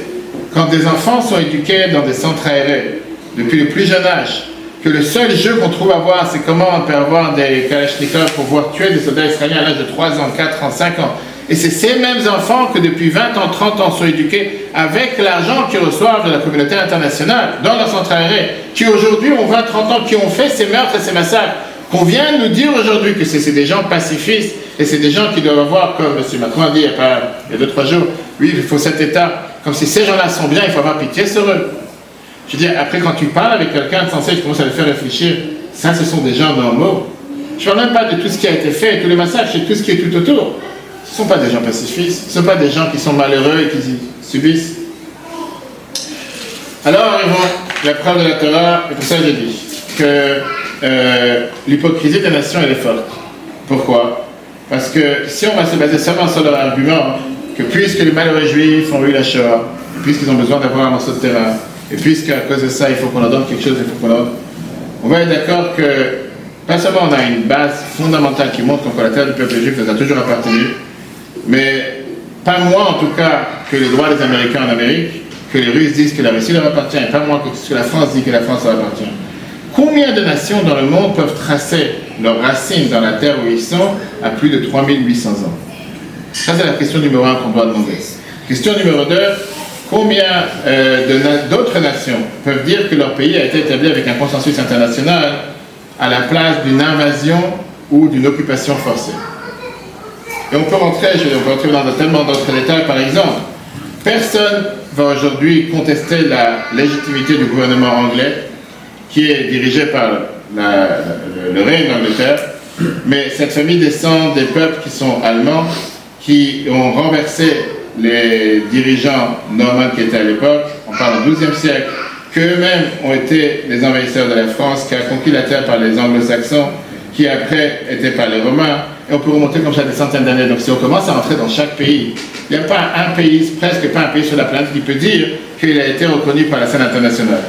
Troisièmement, combien d'autres nations peuvent débattre de leur propre existence en tant que peuple, en tant qu'individu, en dépendant d'avoir seulement leur propre terre? Il y a beaucoup de nations qui sont divisées sur les 4 coins de la planète, ils n'ont pas besoin d'avoir une seule terre. Il y a plus de 190 pays aujourd'hui sur la planète. La majorité d'entre eux, je dis ça c'est peut-être pour parler pendant des heures, ils sont ou des occupants de la terre qu'ils ont conquis, ou bien ce sont des implantations dans l'endroit où ils se trouvent. Sur les 190 pays, si on fait l'histoire de chaque pays, c'est exactement ce qui se passe. Et donc ça arrive à la question qui est la plus forte, qui est pourquoi le monde a un problème ou une obsession avec l'État juif? S'ils ont tous fait la même chose, si c'est en nous accusant, en prenant leur argument qu'on a fait cette chose-là. Le plus tu penses à cette question, le plus tu dis c'est quelque chose qui est juste impensable. Ça n'a pas de sens. La situation dans laquelle Israël se trouve aujourd'hui, c'est pas seulement pas normal, elle est sans précédent dans l'histoire humaine. Parce que personne dit aux Américains de retourner à la Californie aux Mexicains, ou personne dit aujourd'hui aux Australiens de les retourner à aborigènes de qui ils ont pris. Les Russes, ils ont pris la Crimée, ou bien tout ce qui se passe aujourd'hui à travers les différents autres conflits qu'il y a dans le monde, avec la Turquie, les Kurdes, la Chypre, le Tibet, Russie-Ukraine, l'Arménie, et tout ce qui se passe aujourd'hui, la Catalogne et l'Espagne, et dans n'importe quelle région où tu vas. Alors, en train de parler aujourd'hui, on sait très bien combien on a de conflits sur la planète. Et néanmoins, personne vient contredire ou menacer ou mettre un tel degré de pression sur n'importe quel pays en disant que c'est pas ton pays, tu ne peux pas vivre là-bas. Si c'était peut-être que ceux qui s'appellent Palestiniens avaient cet argument, c'est une chose, qui veulent la terre pour eux-mêmes, etc. Mais pourquoi on a tellement de pays dans le monde qui prennent le côté de ces gens-là? Ça, c'est la question qui nous dérange. Et pourquoi seulement les Juifs sont accusés d'avoir pris la terre de quelqu'un d'autre? Pourquoi on a ce double standard? La réponse, encore une fois, et ça c'est la réponse qui est basée sur le premier Rashi. Mais je ne sais pas si Anthony veut continuer, le conservateur, comme ça pour la prochaine fois. Tu l'as dit, non, c'est la fin. C'est la fin, j'ai dit. Tout le monde dort. C'est là avec nous ou pas? Oui, moi j'ai tout à fait par cœur. Ok, mais vous avez pas peur. Juste sur la question que tu viens de poser, là. C'est quoi déjà? Je me rappelle juste la dernière question. La question, c'est qu'est-ce qui est le droit sur cette terre? Et comme j'ai dit encore une fois, non, c'est pas ça, c'est pas comme ça. Pourquoi il y a tant d'animosité Parce qu'il y a quand même des millions qui habitent à Gaza et dans les territoires, et on en fait quoi aujourd'hui? Très bonne question, on s'en arrivait. Après que j'ai le camarade, c'est ça le sujet. C'est à la fin. Dans la diaspora et dans les pays hors Israël, il y a quand même un élément démographique qui a de plus en plus d'Arabes, donc ça pèse aussi sur ce que les partis pensent. Non, mais il y a déjà un ratio important. Mais tu vois, mais tu as tellement de pays arabes tout autour. Non, mais là, je parle pas des pays arabes autour, je prends en France. Je pose une question simple, et ça peut répondre à la question du grand rabbin. Pourquoi aucun des pays qui sont aux alentours proches ne veut les accepter? C'est simple. L'Égypte, elle veut du tourisme, elle ne veut pas terroriser chez elle. En attendant, les requêtes que le Hamas a lancées sur Israël sont bien passées par l'Égypte. Oui, mais pour les ceux avec qui on a officiellement, ceux avec qui on a traité de paix. Qu'est-ce qu'ils ont fait de la terre qu'ils ont eue? Ils n'ont rien fait du tout. Ça, c'est leur problème. Non, mais du coup, est-ce qu'ils vont être un bonus, un plus pour les pays alentours? Rien du tout. La question, c'est pourquoi ils veulent alors, la réponse, nous exterminer. Regardons Rachid. La Gemara te dit, répète-toi cette phrase. La Gemara te dit que depuis que Dieu a donné la Torah au Mont Sinaï, au final, Yarda, Sinaï, le Mont c'est devenu, il y a eu cette haine des Juifs qui existe. Tu veux ou pas? Ça a toujours été. Peu importe maintenant, Israël, ça se passe. D'accord? On reprend le premier Rashi qu'on a lu il y a 3 semaines, et là, comme j'ai dit tout à l'heure, c'est le point essentiel sur lequel on doit se baser. Amar Yitzhak, Rashi vient, il t'amène le premier verset de la Torah.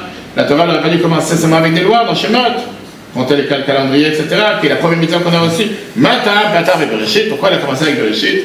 Shum, Koach, Maasav, le psaume 111, la tête, la haine, la Chalad Goïm. Puis lui, il a décidé de nous donner une partie dans les nations à morceau de terre. Si les nations du monde vont venir et dire comment ça se fait qu'on est des voleurs, qu'on a pris une terre qui appartenait à 7 peuples, on va leur dire la terre appartient à Dieu. Celui qui a créé la terre, il l'a donné à celui qui voulait. De sa volonté, il leur a donné, de sa volonté, il leur a pris et il nous l'a donné. Maintenant, la Torah, c'est pas seulement un livre d'histoire. La Torah, c'est un livre de loi, un livre de règles. La Torah n'est pas là pour nous raconter des histoires. Comment ça se fait que Rashi, qui a écrit ce commentaire il y a plus de 1000 ans, et il te raconte, ce fameux Rabbi Yitzhak qui a vécu 700 ans avant Rashi, te dit des phrases qui sont tellement prophétiques pour aujourd'hui. Il est pas né en 1948. Il t'écrit que c'est comme s'il était assis aujourd'hui avec nous en train de regarder CNN ou la BBC, ou bien lire le New York Times, qui finalement la semaine dernière est venu en disant qu'il regrette d'avoir accusé Israël à tort pour la première fois. Ah, il a dit ça. Le New York Times, ils ont fait savoir après qu'ils ont eu tort. Bon, la BBC, ça a pris du temps. Pour notre cher ami Trudeau du Canada, jusqu'à Shabbat, c'était encore une fois que c'est Israël qui a tort. Et après, il est venu, il a écrit que finalement, il regrette et il s'est trompé, qu'effectivement, c'était pas Israël. Mais Rashi pose cette question en te disant pourquoi la Torah commence avec l'histoire de la création, pourquoi elle ne commence pas avec les lois? Et le fait que la Torah commence avec cette histoire, c'est parce qu'encore une fois, vient la Torah te dire c'est important que tu saches qui a le droit sur cette terre, à qui appartient cette terre. Ça, c'est le thème de tout le livre de Bereshit et le thème des prochains 11 chapitres du Chumash Shemot. Donc après l'histoire de la création, la Torah commence à te dire l'histoire bien sûr de la faute de l'arbre de la connaissance, la génération du déluge. Et la Torah te dit qu'il était l'homme, l'humain qui était le partenaire de Dieu dans la création. Et finalement, on arrive cette semaine, avec la semaine dernière, la naissance d'Abraham, qui reconnaît qu'il y a un Dieu sur terre, débat 3 ans, 40 ans, 48, 50 ans, père du monothéisme, qui vient et qui te dit que Dieu il fait une alliance avec lui, avec ses descendants, pour être une lumière pour les nations, pour enseigner à toutes les nations, pour amener l'harmonie dans le monde. Et ça passe par son fils Yitzhak et avec ça Jacob. On continue maintenant l'histoire que la Torah nous raconte depuis le départ. On voit comment cette mission que Dieu a donnée à Abraham, indissociable de la terre pour les descendants d'Abraham. On va le lire dans 2 semaines, dans Chaïsara, combien Abraham il a dû payer à Ephron de Chita, il a dû lui payer une terre pour 400 pièces d'argent pour enterrer sa femme dans un morceau de terre qui valait absolument rien. Et c'est ce qu'on appelle aujourd'hui la cave des patriarches, qui existe depuis tout le temps. Ce monument qui existe aujourd'hui, c'est tout le monde est parti visiter. C'est pas un monument qui était construit par les Juifs, malheureusement, mais au final, ce sont nos patriarches qui sont là-bas. C'est pas des Anglais ou quel autre pays qui peut se trouver là-bas. La première fois que Dieu parle à Abraham, il lui dit, comme on l'a dit la paracha de cette semaine, une fois qu'Abraham il arrive en Terre Sainte, Dieu se montre à Abraham en lui disant les Aracha eten et Haaretz hazot. À ta descendance, je vais donner cette terre. le 15e chapitre de Bereshit nous raconte l'histoire de l'alliance qu'il a eu, Brit Ben Avtarim, l'alliance entre les morceaux qu'il a fait avec Abraham. Et là, Dieu a dit à Abraham la fameuse chose, que tu vas avoir un peuple qui va être exilé, et qui va aller, c'est qui va être exilé par l'Égypte. Mais au final, la 4e génération va revenir. Et ce jour-là, Dieu il a fait l'alliance avec Abraham en lui disant, je te donne cette terre depuis la rivière d'Égypte jusqu'à la grande rivière l'Euphrate. Ça, c'est la terre que j'ai décidé de donner à tes enfants, ton fils. Alors, bien sûr, quand on parle de tes enfants, tout le monde vient à la question. Il y en a deux. Il y a Yitzhak et Ishmael.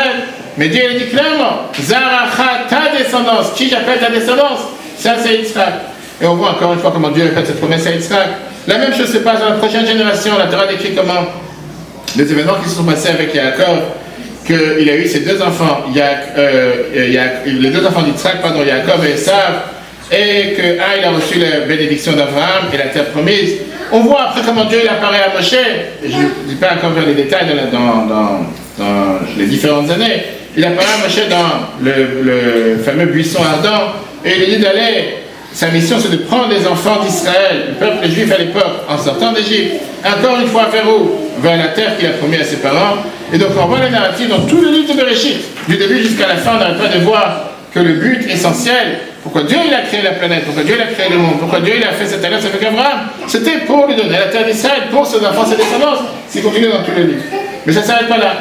Parce qu'à travers la Torah, on voit que la Torah nous donne des mitzvot, et les mitzvot sont donnés pour pouvoir faire les mitzvot essentiellement en Israël. On sait très bien aujourd'hui que 270 sur les 613 mitzvot, on peut les faire en dehors d'Israël. La grande majorité des mitzvot, on ne peut pas les faire seulement en Israël quand on avait le temps, quand on pouvait faire les sacrifices. C'est-à-dire que toute la religion juive, et tous les 613 commandements, c'est seulement une fois qu'on a été en Israël, on voit ça dans Nachmani, dans Lévitique, chapitre 18, verset 25, qui te dit que quand Dieu te dit la terre d'Achem et Teretz Canaan, Yot Lachem Elohim, je vous ai donné la terre de Canaan pour être un Dieu parmi vous.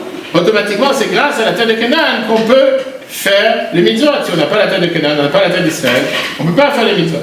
C'est ce qu'on dit, ce qui manquait dans la déclaration des tribus d'Israël des sionistes à l'époque, qui n'ont pas fait aucune allusion à Dieu en ne pas mentionnant une seule fois le nom de Dieu. Mais la réalité est que notre appartenance à la terre d'Israël est indissociable du fait qu'on puisse faire les mitzvot sur cette terre.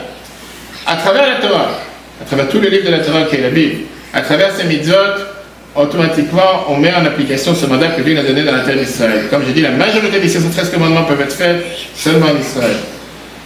Et donc, le peuple juif qui est un peuple spirituel, qui est bien sûr pas seulement un corps, mais aussi une âme, et qui est ce qu'on appelle le peuple du livre, des milliards de gens sur la planète se basent et font confiance à ce qui est écrit dans la Bible.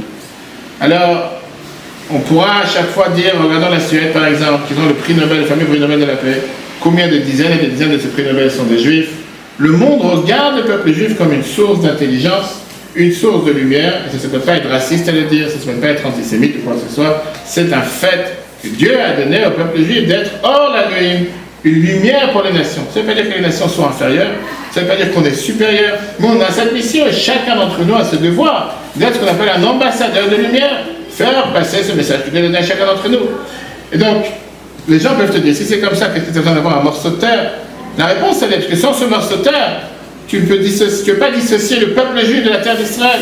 Le fait même qu'il y a un peuple juif, le fait qu'il y a une Torah, le fait qu'il y a 613 commandements, c'est associé fondamentalement avec Israël. Sans ça, il n'y a pas d'Israël. Sans le peuple juif, sans la Torah, sans les mitzvot, le peuple juif n'existe pas, le droit d'exister, parce qu'on a ce morceau de terre. Donc on ne peut pas faire ça ailleurs ou à Ouganda, dans notre endroit où les gens pensaient une fois le faire. Regardez comment le grand rabbin Jonathan Sachs, ancien rabbin d'Angleterre, il avait l'habitude de dire cette phrase, que la loi forme la société et la société a besoin d'un espace. Maintenant, une société sacrée a besoin d'un espace sacré qui est la Terre Sainte. Voilà la raison pourquoi le peuple juif et le judaïsme ont besoin de leur Terre Sainte, puisqu'elle ne peut pas exister s'il n'y a pas. Bien sûr que le peuple juif existe dans les 4 coins de la planète et qu'on peut faire les mitzvot dans les 4 coins de la planète. Mais je te dis que pendant 4000 ans d'histoire, le juif a vécu en exil, on a été dispersés dans les 4 coins de la planète. Il n'y avait pas une terre sur la planète où les juifs n'ont pas vécu. On parle aujourd'hui d'Israël en tant que shluchim de Rabbi dans le monde. C'est qu'il n'y a pas un trou sur terre de pas un Israélien. Où tu vas sur les 4 coins de la planète, des fois les plus bizarres qu'un Israélien qui est parti visiter, qui vont visiter, ils sont partout sauf en Israël. Là, ça, des fois tu te dis comment ils ont atterri dans ces endroits, tu te demandes des questions. Mais à travers tous ces siècles, il y avait une seule terre dans laquelle la majorité des nations pouvaient le prendre comme c'est un dieu, comme c'est quelque chose de facile. Ils ont créé leur société en rapport avec leur croyance. La promesse dans la Torah que Dieu a donné cette terre au peuple juif, il n'est trouvé nulle part ailleurs pour aucune autre terre. Donc si tu te bases encore une fois sur la Bible, la seule véracité qui peut exister, c'est par rapport à Israël. Maintenant, on a aussi la réponse à la question qu'on a demandé tout à l'heure, qui était pourquoi la Torah, elle nous dit au départ de ce qui était, de qu'est-ce que les nations du monde vont te dire. Qu'est-ce qu'on en a fait, les nations du monde, ce qu'elles disent ce qu'ils veulent. Mais on voit que la Torah, elle te dit clairement qu'on a le devoir de répondre et de donner la réponse à ce que les nations du monde te disent. Parce que cette notion d'avoir ce droit sur la terre d'Israël, peu importe ce que les gens disent ou disent pas, c'est essentiel de comprendre que ça fait partie de notre identité, de qui nous sommes et pourquoi nous sommes sur cette terre. Question? Oui. Ok. Voilà, après on a la finale. Pourquoi donc, aujourd'hui, il y a des Palestiniens oui. Qui se revendiquent comme étant le peuple de Palestine. Ils sont là-bas. Qu'est-ce qu'on fait d'eux? Oui. Il y a la réponse à toutes les questions. Que tu vas voir le point final. Alors, maintenant, pourquoi on doit être différent de toutes les autres nations? Et la réponse, elle est parce qu'on est différent. On est différent, à part l'antisémitisme, à part le mauvais pillage qui existe, à part la mauvaise presse qui peut exister aujourd'hui. Le monde regarde le peuple juif comme quelque chose de spirituel. Et au final, le monde sait que Dieu n'est pas seulement le Dieu du ciel, mais le Dieu de la terre. Cette notion d'État juif, elle les rend inconfortables. C'est pas normal qu'il y ait des juifs qui devraient habiter dans un État juif. Un État juif ne devrait pas exister. Les juifs peuvent bien être nulle part, dans n'importe quel endroit. Sauf que quand on suit ce que la Torah nous dit, on sait très bien que le peuple juif ne peut pas exister si on prend la terre d'Israël. Mais ce qui dérange les gens, c'est peut-être que ce soit un État juif, parce que avoir un État en soi, c'est pas le problème. C'est juste qu'on voit tous les États. Il y a des États, mais il n'y a pas d'État. Enfin, s'il y a des États musulmans, mais un État, c'est une nationalité. C'est peut-être comment vous expliquer qu'il y a. Enfin, c'est le paradoxe. Un État religieux, un État avec une nationalité. C'est pour ça que je dis encore une fois, l'aspect religieux, l'aspect juif, l'aspect judaïque de l'État d'Israël ne peut pas être enlevé de l'État d'Israël. Et c'est là l'erreur que malheureusement certains dirigeants ont pensé quand Yitzhak Rabin avait rencontré le rabbi en audience privée, je ne sais pas si c'était avant la guerre, dans les années 70, il a dit maintenant je suis content que Israël n'est plus Am Levadad Yishkon. On n'est plus un peuple solitaire parmi les nations, maintenant on est reconnu parmi les nations, on accepte. Le rabbi dit c'est faux. Israël est un peuple solitaire. Et on ne peut pas enlever ce caractère religieux. Je ne vais pas dire que tous ceux qui habitent en Israël sont forcément religieux de leur religion. Mais cette terre d'Israël, c'est une terre dans laquelle le peuple juif peut être existant en tant que juif. Ça ne veut pas dire qu'on ne peut pas être juif ailleurs. Au contraire, on est juif dans les quatre coins de la planète. Mais enlever cette partie judaïque, religieuse, la Torah et les mitzvot, et de dire que c'est un État parce que c'est comme toutes les autres nations, non, ça n'a rien à voir. Parce que si c'est que pour ça, on n'a pas besoin d'avoir un morceau de terre. On peut faire les mitzvot dans n'importe quel autre endroit. Sauf que la majorité de ce qu'on peut faire, on ne pourrait pas les faire si on n'avait pas la terre d'Israël. Regarde cette histoire qui s'est passée avec le Rav Amalav. Le Rav Amalav qui est l'ancien Rav d'Israël, dans Tel Aviv, le Rav d'Israël de 1993 à 2003. Il raconte qu'en tant que jeune rabbin en 1973, il a rencontré David Ben Gurion, le premier premier ministre d'Israël. À la conversation, il lui a dit « J'ai une histoire qu'on raconte sur toi qui s'est passée en 1937. Je veux savoir si c'est vrai ou pas. Je veux que tu me le dises, pas de ce qu'on dit dans la presse, mais dis-moi si c'est sincère et réel. » En 1937, le comité anglais, la commission PIL qui a questionné Ben Gurion sur la base fondamentale, pourquoi tu veux un État juif? Pourquoi nous avons un État juif en tant que massoteur? Il lui a dit, regarde, toi tu viens de Pologne, et la majorité des juifs qui viennent maintenant habiter en Israël, et ils viennent de différentes parties de l'Europe de l'Est. Comment tu peux venir et dire que cette terre vous appartient? Comment tu peux venir et dire que cette terre est la vôtre? Il fait, alors que quand tu prends les arguments des Arabes locaux qui habitent sur place, ils ont peut-être plus de droits que vous à habiter sur cette terre. Ben Gurion s'est levé et il a dit que le peuple juif a pas seulement une authenticité et une véracité et la preuve qui est la plus forte de dire qu'on appartient sur cette terre.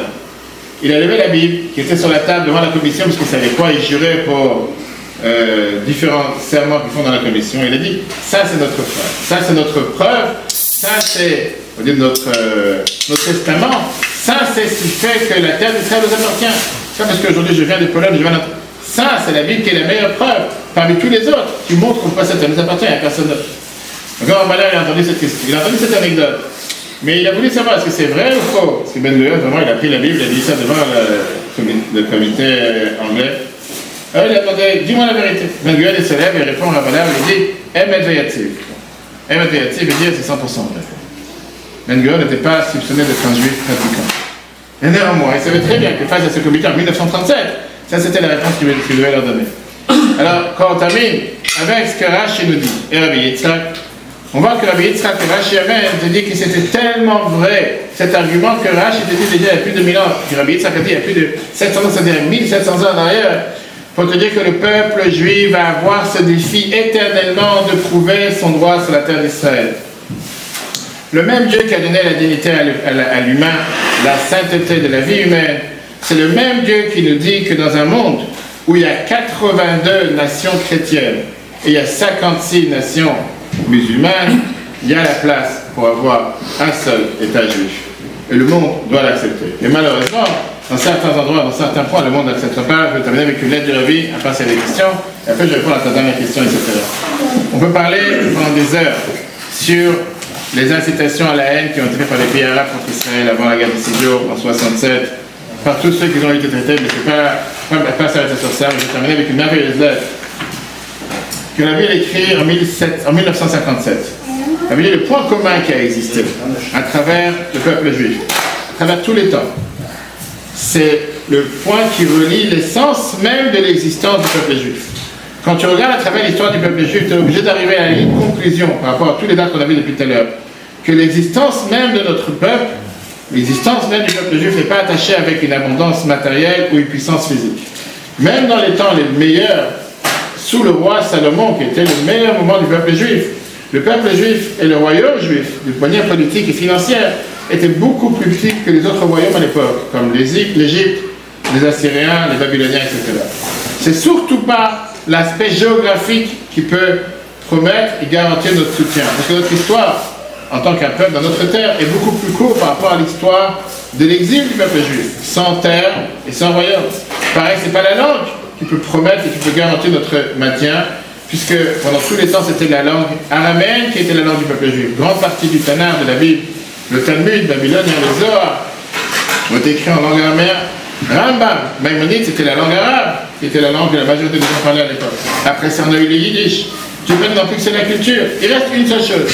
Et ça, c'est le point commun qu'il y a dans tous les temps, de tous les terres, et tous les Tanaïm, toutes les conditions, et tout ce qui a existé jusqu'à tous nos jours, c'est la Torah et les mitzvot que le peuple juif a gardé avec une énorme abnégation de soi, Messirut Nefesh, à travers ces des milliers d'années, qui a fait que le peuple juif a survécu jusqu'à aujourd'hui. Ce secret de survie du peuple juif en tant que Am Levada d'Ishkon, en tant que peuple qui est solitaire, que chacun d'entre nous sert Dieu, chacun a fait à sa façon, à sa manière, en avançant tous les jours. Notre différence entre Ashkenaz et Sepharad n'est pas notre faiblesse, c'est bien au contraire, c'est notre force. En remplissant cette mission, on remplit le rôle essentiel que Dieu a donné au peuple juif, d'être un peuple, un Am Sgoula, comme la Torah te dit. Un peuple qui vient montrer, qui vient passer ce message, qui vient encourager, qui vient rayonner à travers toutes les nations. Et on prie tous les jours que Dieu fasse que Mashiach arrive, à ce moment-là on pourra avoir pas seulement la paix et la vraie tranquillité, mais surtout que les nations du monde vont reconnaître que la terre d'Israël nous appartient et la terre est la nôtre. Si on a paniqué, que la lumière doit battre l'obscurité. Notre devoir, chacun d'entre nous, c'est de répandre la lumière. Et ça, c'est le discours que je préfère, c'est le discours que chacun d'entre nous doit avoir dans nos familles, pour nous-mêmes. On ne doit pas penser un instant en se disant « Ah, puisqu'il y a tel et tel contexte, je ne vais pas aller en Israël. » Comme je vous ai dit, j'ai la mission Solidarité Israël tous les ans, en général février-mars. Je disais à Anthony que là, je vais aller le 14 novembre, particulièrement pour l'armée, pour leur donner 30 paires de tefilines. Tellement de soldats qui n'ont pas de paires de tefilines, qui sont tellement contents chaque année, ça fait 18 ans qu'on le fait. Et encore pour les soldats, c'est le moment où jamais, combien on a envie de nous encourager que dans les moments de difficulté pour Israël, on a le devoir de voyager, le devoir de partir, le devoir d'être présent, le devoir de remonter le moral. Et c'est maintenant plus que jamais. Personne ne peut répondre pourquoi Dieu ou pas Dieu s'est passé, c'est ce qui s'est passé. C'est trop facile. J'ai quelqu'un qui m'a écrit la semaine dernière, pourquoi Dieu a laissé telle religion? Je ne parle plus à la religion, laisse-moi tranquille. Et le mari qui m'a appelé, il me dit, écoute, c'est ma femme intelligente, ce qu'elle m'a écrit, elle me fait, écoute-moi, il faut absolument que je te donne la réponse que c'est. J'écoute, il n'y a pas de réponse sur Rabbi. Mais que tu viennes me dire pourquoi Dieu a fait, la même question qu'Eliezer avait demandé au Rabbi. Après la Shoah, Eliezer a énormément échangé avec le Rabbi en 1965, une longue lettre, et dans laquelle il dit Rabbi, je ne peux pas croire en Dieu avec tout ce que j'ai vu, il a souffert, il est sorti des camps, etc. Rabbi, alors, en qui tu veux que je croie? En l'homme? En qui tu veux que je croie? L'humain? Regarde les miracles qui se sont passés. Je dis encore une fois, je ne sais pas ce que vous avez vu ou pas vu. Les atrocités, c'était pire que la Shoah. Mais les centaines de milliers de miracles qu'on voit tous les jours. Se rappeler qu'on est là-bas et qu'on existe depuis 3500 ans parce que Dieu nous protège. Dieu protège la terre d'Israël. Heureusement que ça allait là. Mais comme je dis, ce fameux matin, quand tu entends aujourd'hui de plusieurs généraux qui disent, il n'y avait même pas ce qu'on appelle Konenut Shachar. que notre chakra en termes de l'armée, ça veut dire que n'importe quel, tu vois les pompiers ou n'importe quel policier aujourd'hui, ils ont l'habitude que chaque matin, ils lèvent les échelles, ils s'amusent. Il y a que notre chakra dans l'armée qui est que chaque matin, à 3h, 4h, on regarde les écrans, on voit que tout est clair, on voit que tout est clean. On se met en mode de au cas où. Il n'y a pas eu ça. Parce que les gens, les commandants, la veille, 3 jours plus tôt, mercredi avant Shabbat, ils sont tous venus avec Netanyahu, le Shibet, Aman, tous les dirigeants te disent, le Hamas ne veut même pas oser faire quoi que ce soit. Ils ont peur. C'est la mentalité qui est rentrée, c'est ce cancer de gauche qui est rentré dans la mentalité de combien de juifs, de gauche comme de droite, qui s'est dit, on n'est pas là pour faire la guerre. Ces gens-là, ils sont ça. Le gouvernement antérieur de Bennett, l'année dernière, fait rentrer 50 000, pas un ou deux, 50 000 citoyens de Gaza dans Israël pour leur donner des droits de travail, ces malheureux qui n'ont pas comment travailler.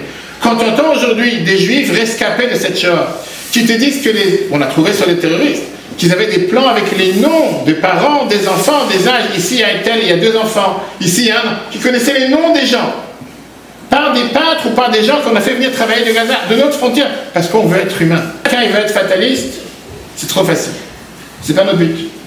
Le peuple juif doit garder la tête haute. Donc quand tu viens aujourd'hui me dire, tu oses bombarder des enfants malheureux, tu oses bombarder des gens qui sont, faut avoir pitié sur eux, je te réponds. Si tu veux avoir la lucidité d'esprit, on a tué 600 000 citoyens allemands, pas des nazis, citoyens allemands. C'était à Dresden, c'était à Hambourg, quand on devait éradiquer les nazis. Aujourd'hui, c'est une question de survie. Aujourd'hui, la question de survie, c'est une question, c'est ou nous ou eux. C'est moi qui l'ai dit, c'est le dirigeant de Tzahal qui dit ça aujourd'hui, c'est Netanyahu qui l'a dit. Je demandais tout à l'heure, et ça je termine. Alors qu'est-ce qu'il faut faire aujourd'hui? Je ne suis pas dans l'armée, je ne suis pas le gouvernement, mais je sais ce que le peuple juif demande. Aujourd'hui, c'est éradiquer totalement de la planète ce cancer. Un cancer que Dieu nous a fait que quelqu'un est là et qui dit aujourd'hui je te donne à manger, aujourd'hui je te donne à boire, demain on va s'arranger, ça ne marchera pas. L'éradiquer totalement. Le problème, c'est qu'une fois que tu as dit ça, c'est merveilleux, mais ça ne veut rien dire. Pourquoi ça ne veut rien dire? Parce qu'à part les 40 000 terroristes qui sont dans les tunnels du Hamas, à part tous ceux qui se cachent, ce n'est pas les 40 000, c'est les centaines de milliers qui ont voté pour eux, qui soutiennent leur politique, qui sont 100%. Le jour où il y a eu le massacre, le jour, pas non, des centaines et des milliers étaient en train de danser dans la rue de Gaza. Qu'aujourd'hui, les gens viennent et te disent, ces grands bobos de, je sais pas, des gens qui se réjouissent d'avoir éventré des femmes, de couper des seins, de couper des têtes, de couper les doigts des enfants. Mais tout le monde sait ce qui s'est passé là-bas. Comment aujourd'hui encore quelqu'un peut avoir, je veux dire,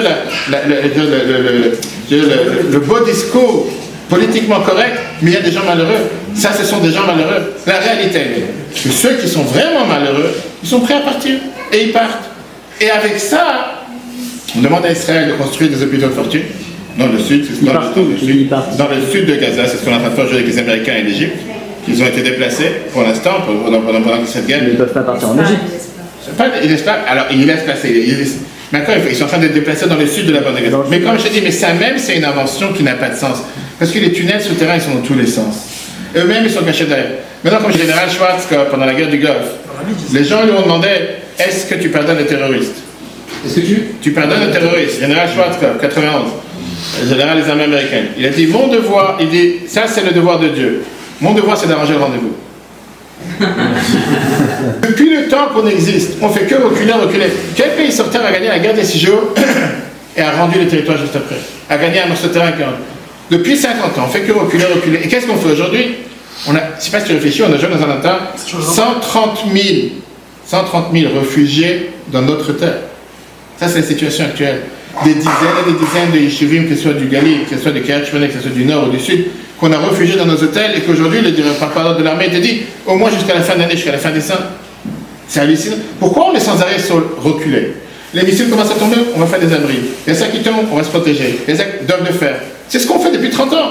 Pourquoi pas la mentalité tu m'attaches, je t'attache? Et bien, attends, la pensée qui s'est passée à la guerre de Kippour, de Golda Meir, tout le temps qu'ils n'ont pas levé, qu'ils n'ont pas commencé à nous attaquer, on ne va pas bouger. Mais en attendant, on a perdu des centaines de soldats pour rien, on a perdu alors qu'on aurait pu, et que tout le monde disait qu'il fallait attaquer. Pour le Hamas, c'était la même chose, même une fois plus pire. Qu'on n'a pas voulu entendre des signaux d'alarme, que depuis 2 ans ils s'entraînent au plus, que nous on fait rentrer les armes, que nous on fait rentrer l'argent. Et le jour même où ça s'est passé, il n'y a personne. Heureusement que Dieu l'a envoyé, les civils que des 4 coins d'Israël ont décidé de prendre leurs armes qui étaient de rien, et malheureusement tous les premiers sont tombés. Les plus forts et les meilleurs sont arrivés sur le front, ils ne se sont pas pensés là. C'est dans le Tzahal qui raconte qu'on a eu 3 grands miracles. Et le premier grand miracle, c'était que le plan, c'était un plan qui ne devait pas se passer maintenant. C'était un plan qui était d'attaquer l'Israël de tous les fronts à la fois. Et le Hezbollah d'un côté, et le Hamas d'un côté, avec leur force. Et le Hamas a sauté sur l'occasion à cause de cette rave partie qu'il y a eu. C'est comme un lion qui est affamé, qui voit tout d'un coup 3000 personnes devant lui sur le port, sans aucun garde. Parce qu'on est tellement dans la notion qu'il ne va rien se passer, alors qu'on les voit s'entraîner. Il y a des vidéos qui tournent depuis 1 mois ou 2 qu'ils ont vu ces pick-up passer devant la frontière. Et qu'on disait non, il ne faut pas, il n'y a rien à faire. Circule, il n'y a rien à voir. Ils ont vu 3000 juifs devant eux, mais peu importe, 3000 personnes. Pourquoi pas les mettre? Ils ont sauté sur l'occasion, sans plus. Et avec ça, ils ont déçu le Hezbollah. On a eu tellement de miracles. Combien on doit remercier Dieu qu'on a été sauvés? Ce carnage qui aurait dû avoir des dizaines de milliers de morts. Qu'on a retrouvé les armes qu'ils avaient, qui circulent de la Pérodée. Ça aurait dû être le plus grand carnage. C'était pour prendre possession de tellement de villes en Israël. Et heureusement qu'en quelques heures, la civilisation, les humains, c'est pas les commandants, ni l'armée, les humains qui ont décidé de venir et sauver chacun son morceau de terre. Beaucoup sont tombés jusqu'à ce que l'armée a pris le retour.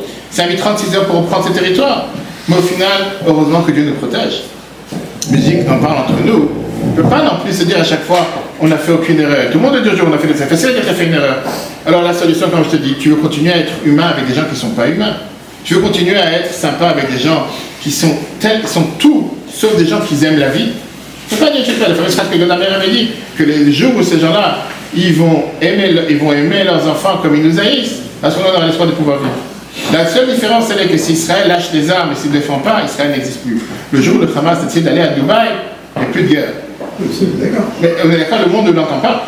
On est obligé de se défendre, on n'a pas le choix. Alors aujourd'hui, dès qu'on commence à bouger, attendre, on commence à faire quoi que ce soit, on dit non, surtout pas, il ne faut pas agir. Justement, moi je suis d'accord. Non, il faut être positif. Dieu nous protège, Dieu nous a protégés, Dieu continue à nous protéger. Mais c'est trop. Ce que je donne comme argument, j'ai cet argument que je donne aussi avec des non-juifs sensés.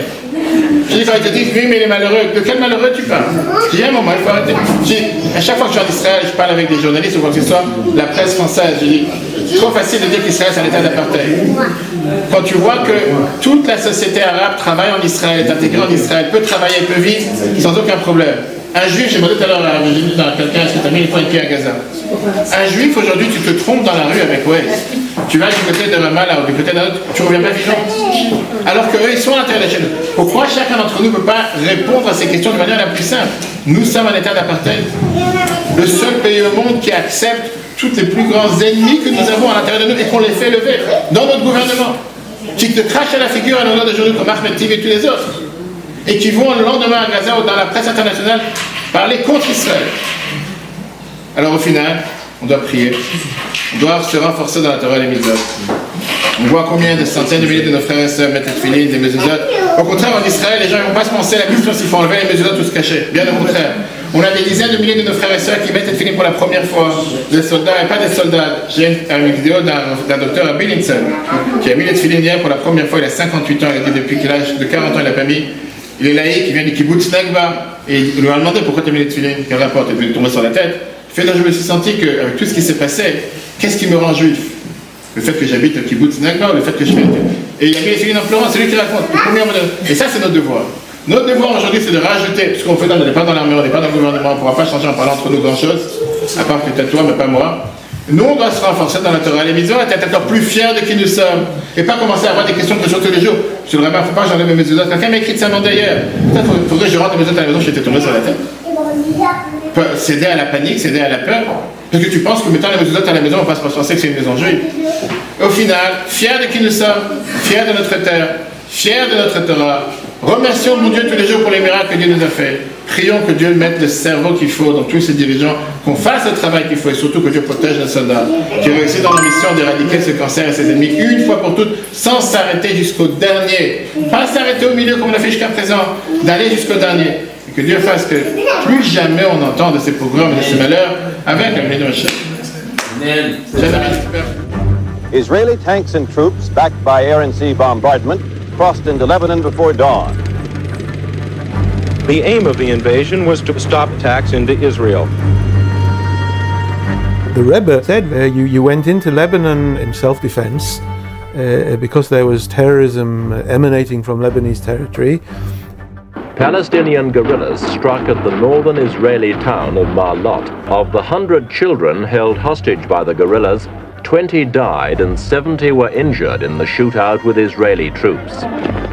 You're also in a state of hostility with Syria, and if need be, if you have to continue going forward, even into Syrian territory, then you should do it. And Israel should do it. It's Israel's right. You're protecting Eretz Yisrael, you're protecting Jews. Wenn es aus der Chonkim der Linie von Levonin ist gewähnt als zugegerichtete Tochnis, wo wegen der Tochnis haben gewusst Israel. President Reagan, in a letter, urged Begin to keep a cool head and not let the fighting spread. Begin replied that he hoped that President Reagan understood Israel's position to destroy the PLO military force in Lebanon once and for all. Schaas mit das nicht durchführen. Wird sich sehen, dass viele Jiden haben mehr, aber die Belschehen haben, dass viele Jiden seien nicht fein. Und willen nicht sein, dass Maschili, dass viele in Milchemes Mogin, nicht Milchemes Mogin auf Kibush Arotzes, Milchemes Mogin von Hazar, Hazerer, Bearzicher. It was a bomb before the bus, and they're shooting from the back. הייתה מלחמה מאוד מאוד מיוחדת במינה. מלחמה שבה כוחות צבא הגנה לישראל הגיעו עד לביירות ועד בכלל. 6,000 Palestinian fighters have been trapped. So have thousands of civilians. On June the 11th, Israeli armor reached the outskirts of Beirut itself. There it rested as political arguments in Israel took over.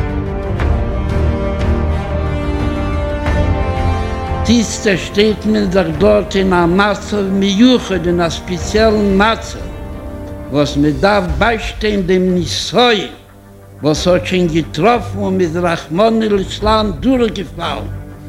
3-mal Bisisse oder 4-mal. Aber die Mumchen, die Bitochen, die Anschützove, haben gesagt mit klaren Wörtern, aber mir darf gehen und Maschlim sein, das, was man angehebt. Und als sie sagen sie noch mit noch mehr Starkheit tegen Tischten. הרב אמר לי, בסופו של דבר נלחמים כאן בטרוריסטים, ברוצחים, שבאים להרוג, והציווי שלנו הוא להקדים. Sie hebt sich an mit Zedek und mit Jesher und mit allen Sachen. Und allein sagt man, dass Bishass rettet wegen Pikuach Nefesh. Und PLO seien sie nicht scheiches zu zählen wie Jesher. Mit was hat sich vernommen, einander schicken Brief und ein Reis und die Choches und Schaklevitaris Reis, als PLO sei nicht ein feiner Mensch. Sie nicht talking Terror, was bleibt davon auf das Reis. PLO forces were scattered among the civilian urban population on the living shield principle advocated by their Soviet advisors. International criticism of the Israeli occupation has not eased up. The inherent right of self-defense. 2/3 of the United Nations boycotted Prime Minister Begin's defense of the Lebanon invasion. President Reagan said today he's lost patience with the continuing bloodshed in Lebanon before another shaky ceasefire that went into effect. Hat man gehofft, der was darf das durchführen bepasst und bepschiet wird sich nicht rechnen mit der Das von der Mugeleben von der Pantonen. Viele werden angerufen, ein Politiker oder ein Minister, der kann jetzt übersehen, als bei mir das klar, dass in der Geld, der Pikuach, Nefesh, von einer Kammer wie Kammer von Iden befehlt. PLO stood as hesitant Israeli assault for over 2 months. The Begin government insists all of the PLO leave Beirut and that not even a symbolic presence remain in the city. אין תבונה רבה, הוא אמר, בזה שמנהלים את המלחמה ומותירים מאחור פתח פתוח שמי שאתה מנהל נגדו את המלחמה, אתה מותיר לו את הפתח לברוח ולהיעלם ולחזור אחר כך במשנה כוח כדי לפגוע בך. והם גלו לתוניס. וערפאת גלה יחד עם אנשיו בתוניס והקים שם את המפקדה שלו. הכל יודעים, אז דאפיבר זה ולנערז גן באינום ובחסף קיים, ist gleich ankommen, die Kenene von die Medines, wenn sie haben alle Lewuschi, mit alle Ski, mit alle Kehli, mit alle Kleinesche, sei Kleinesche Karl, sei Kleinesche Kobe.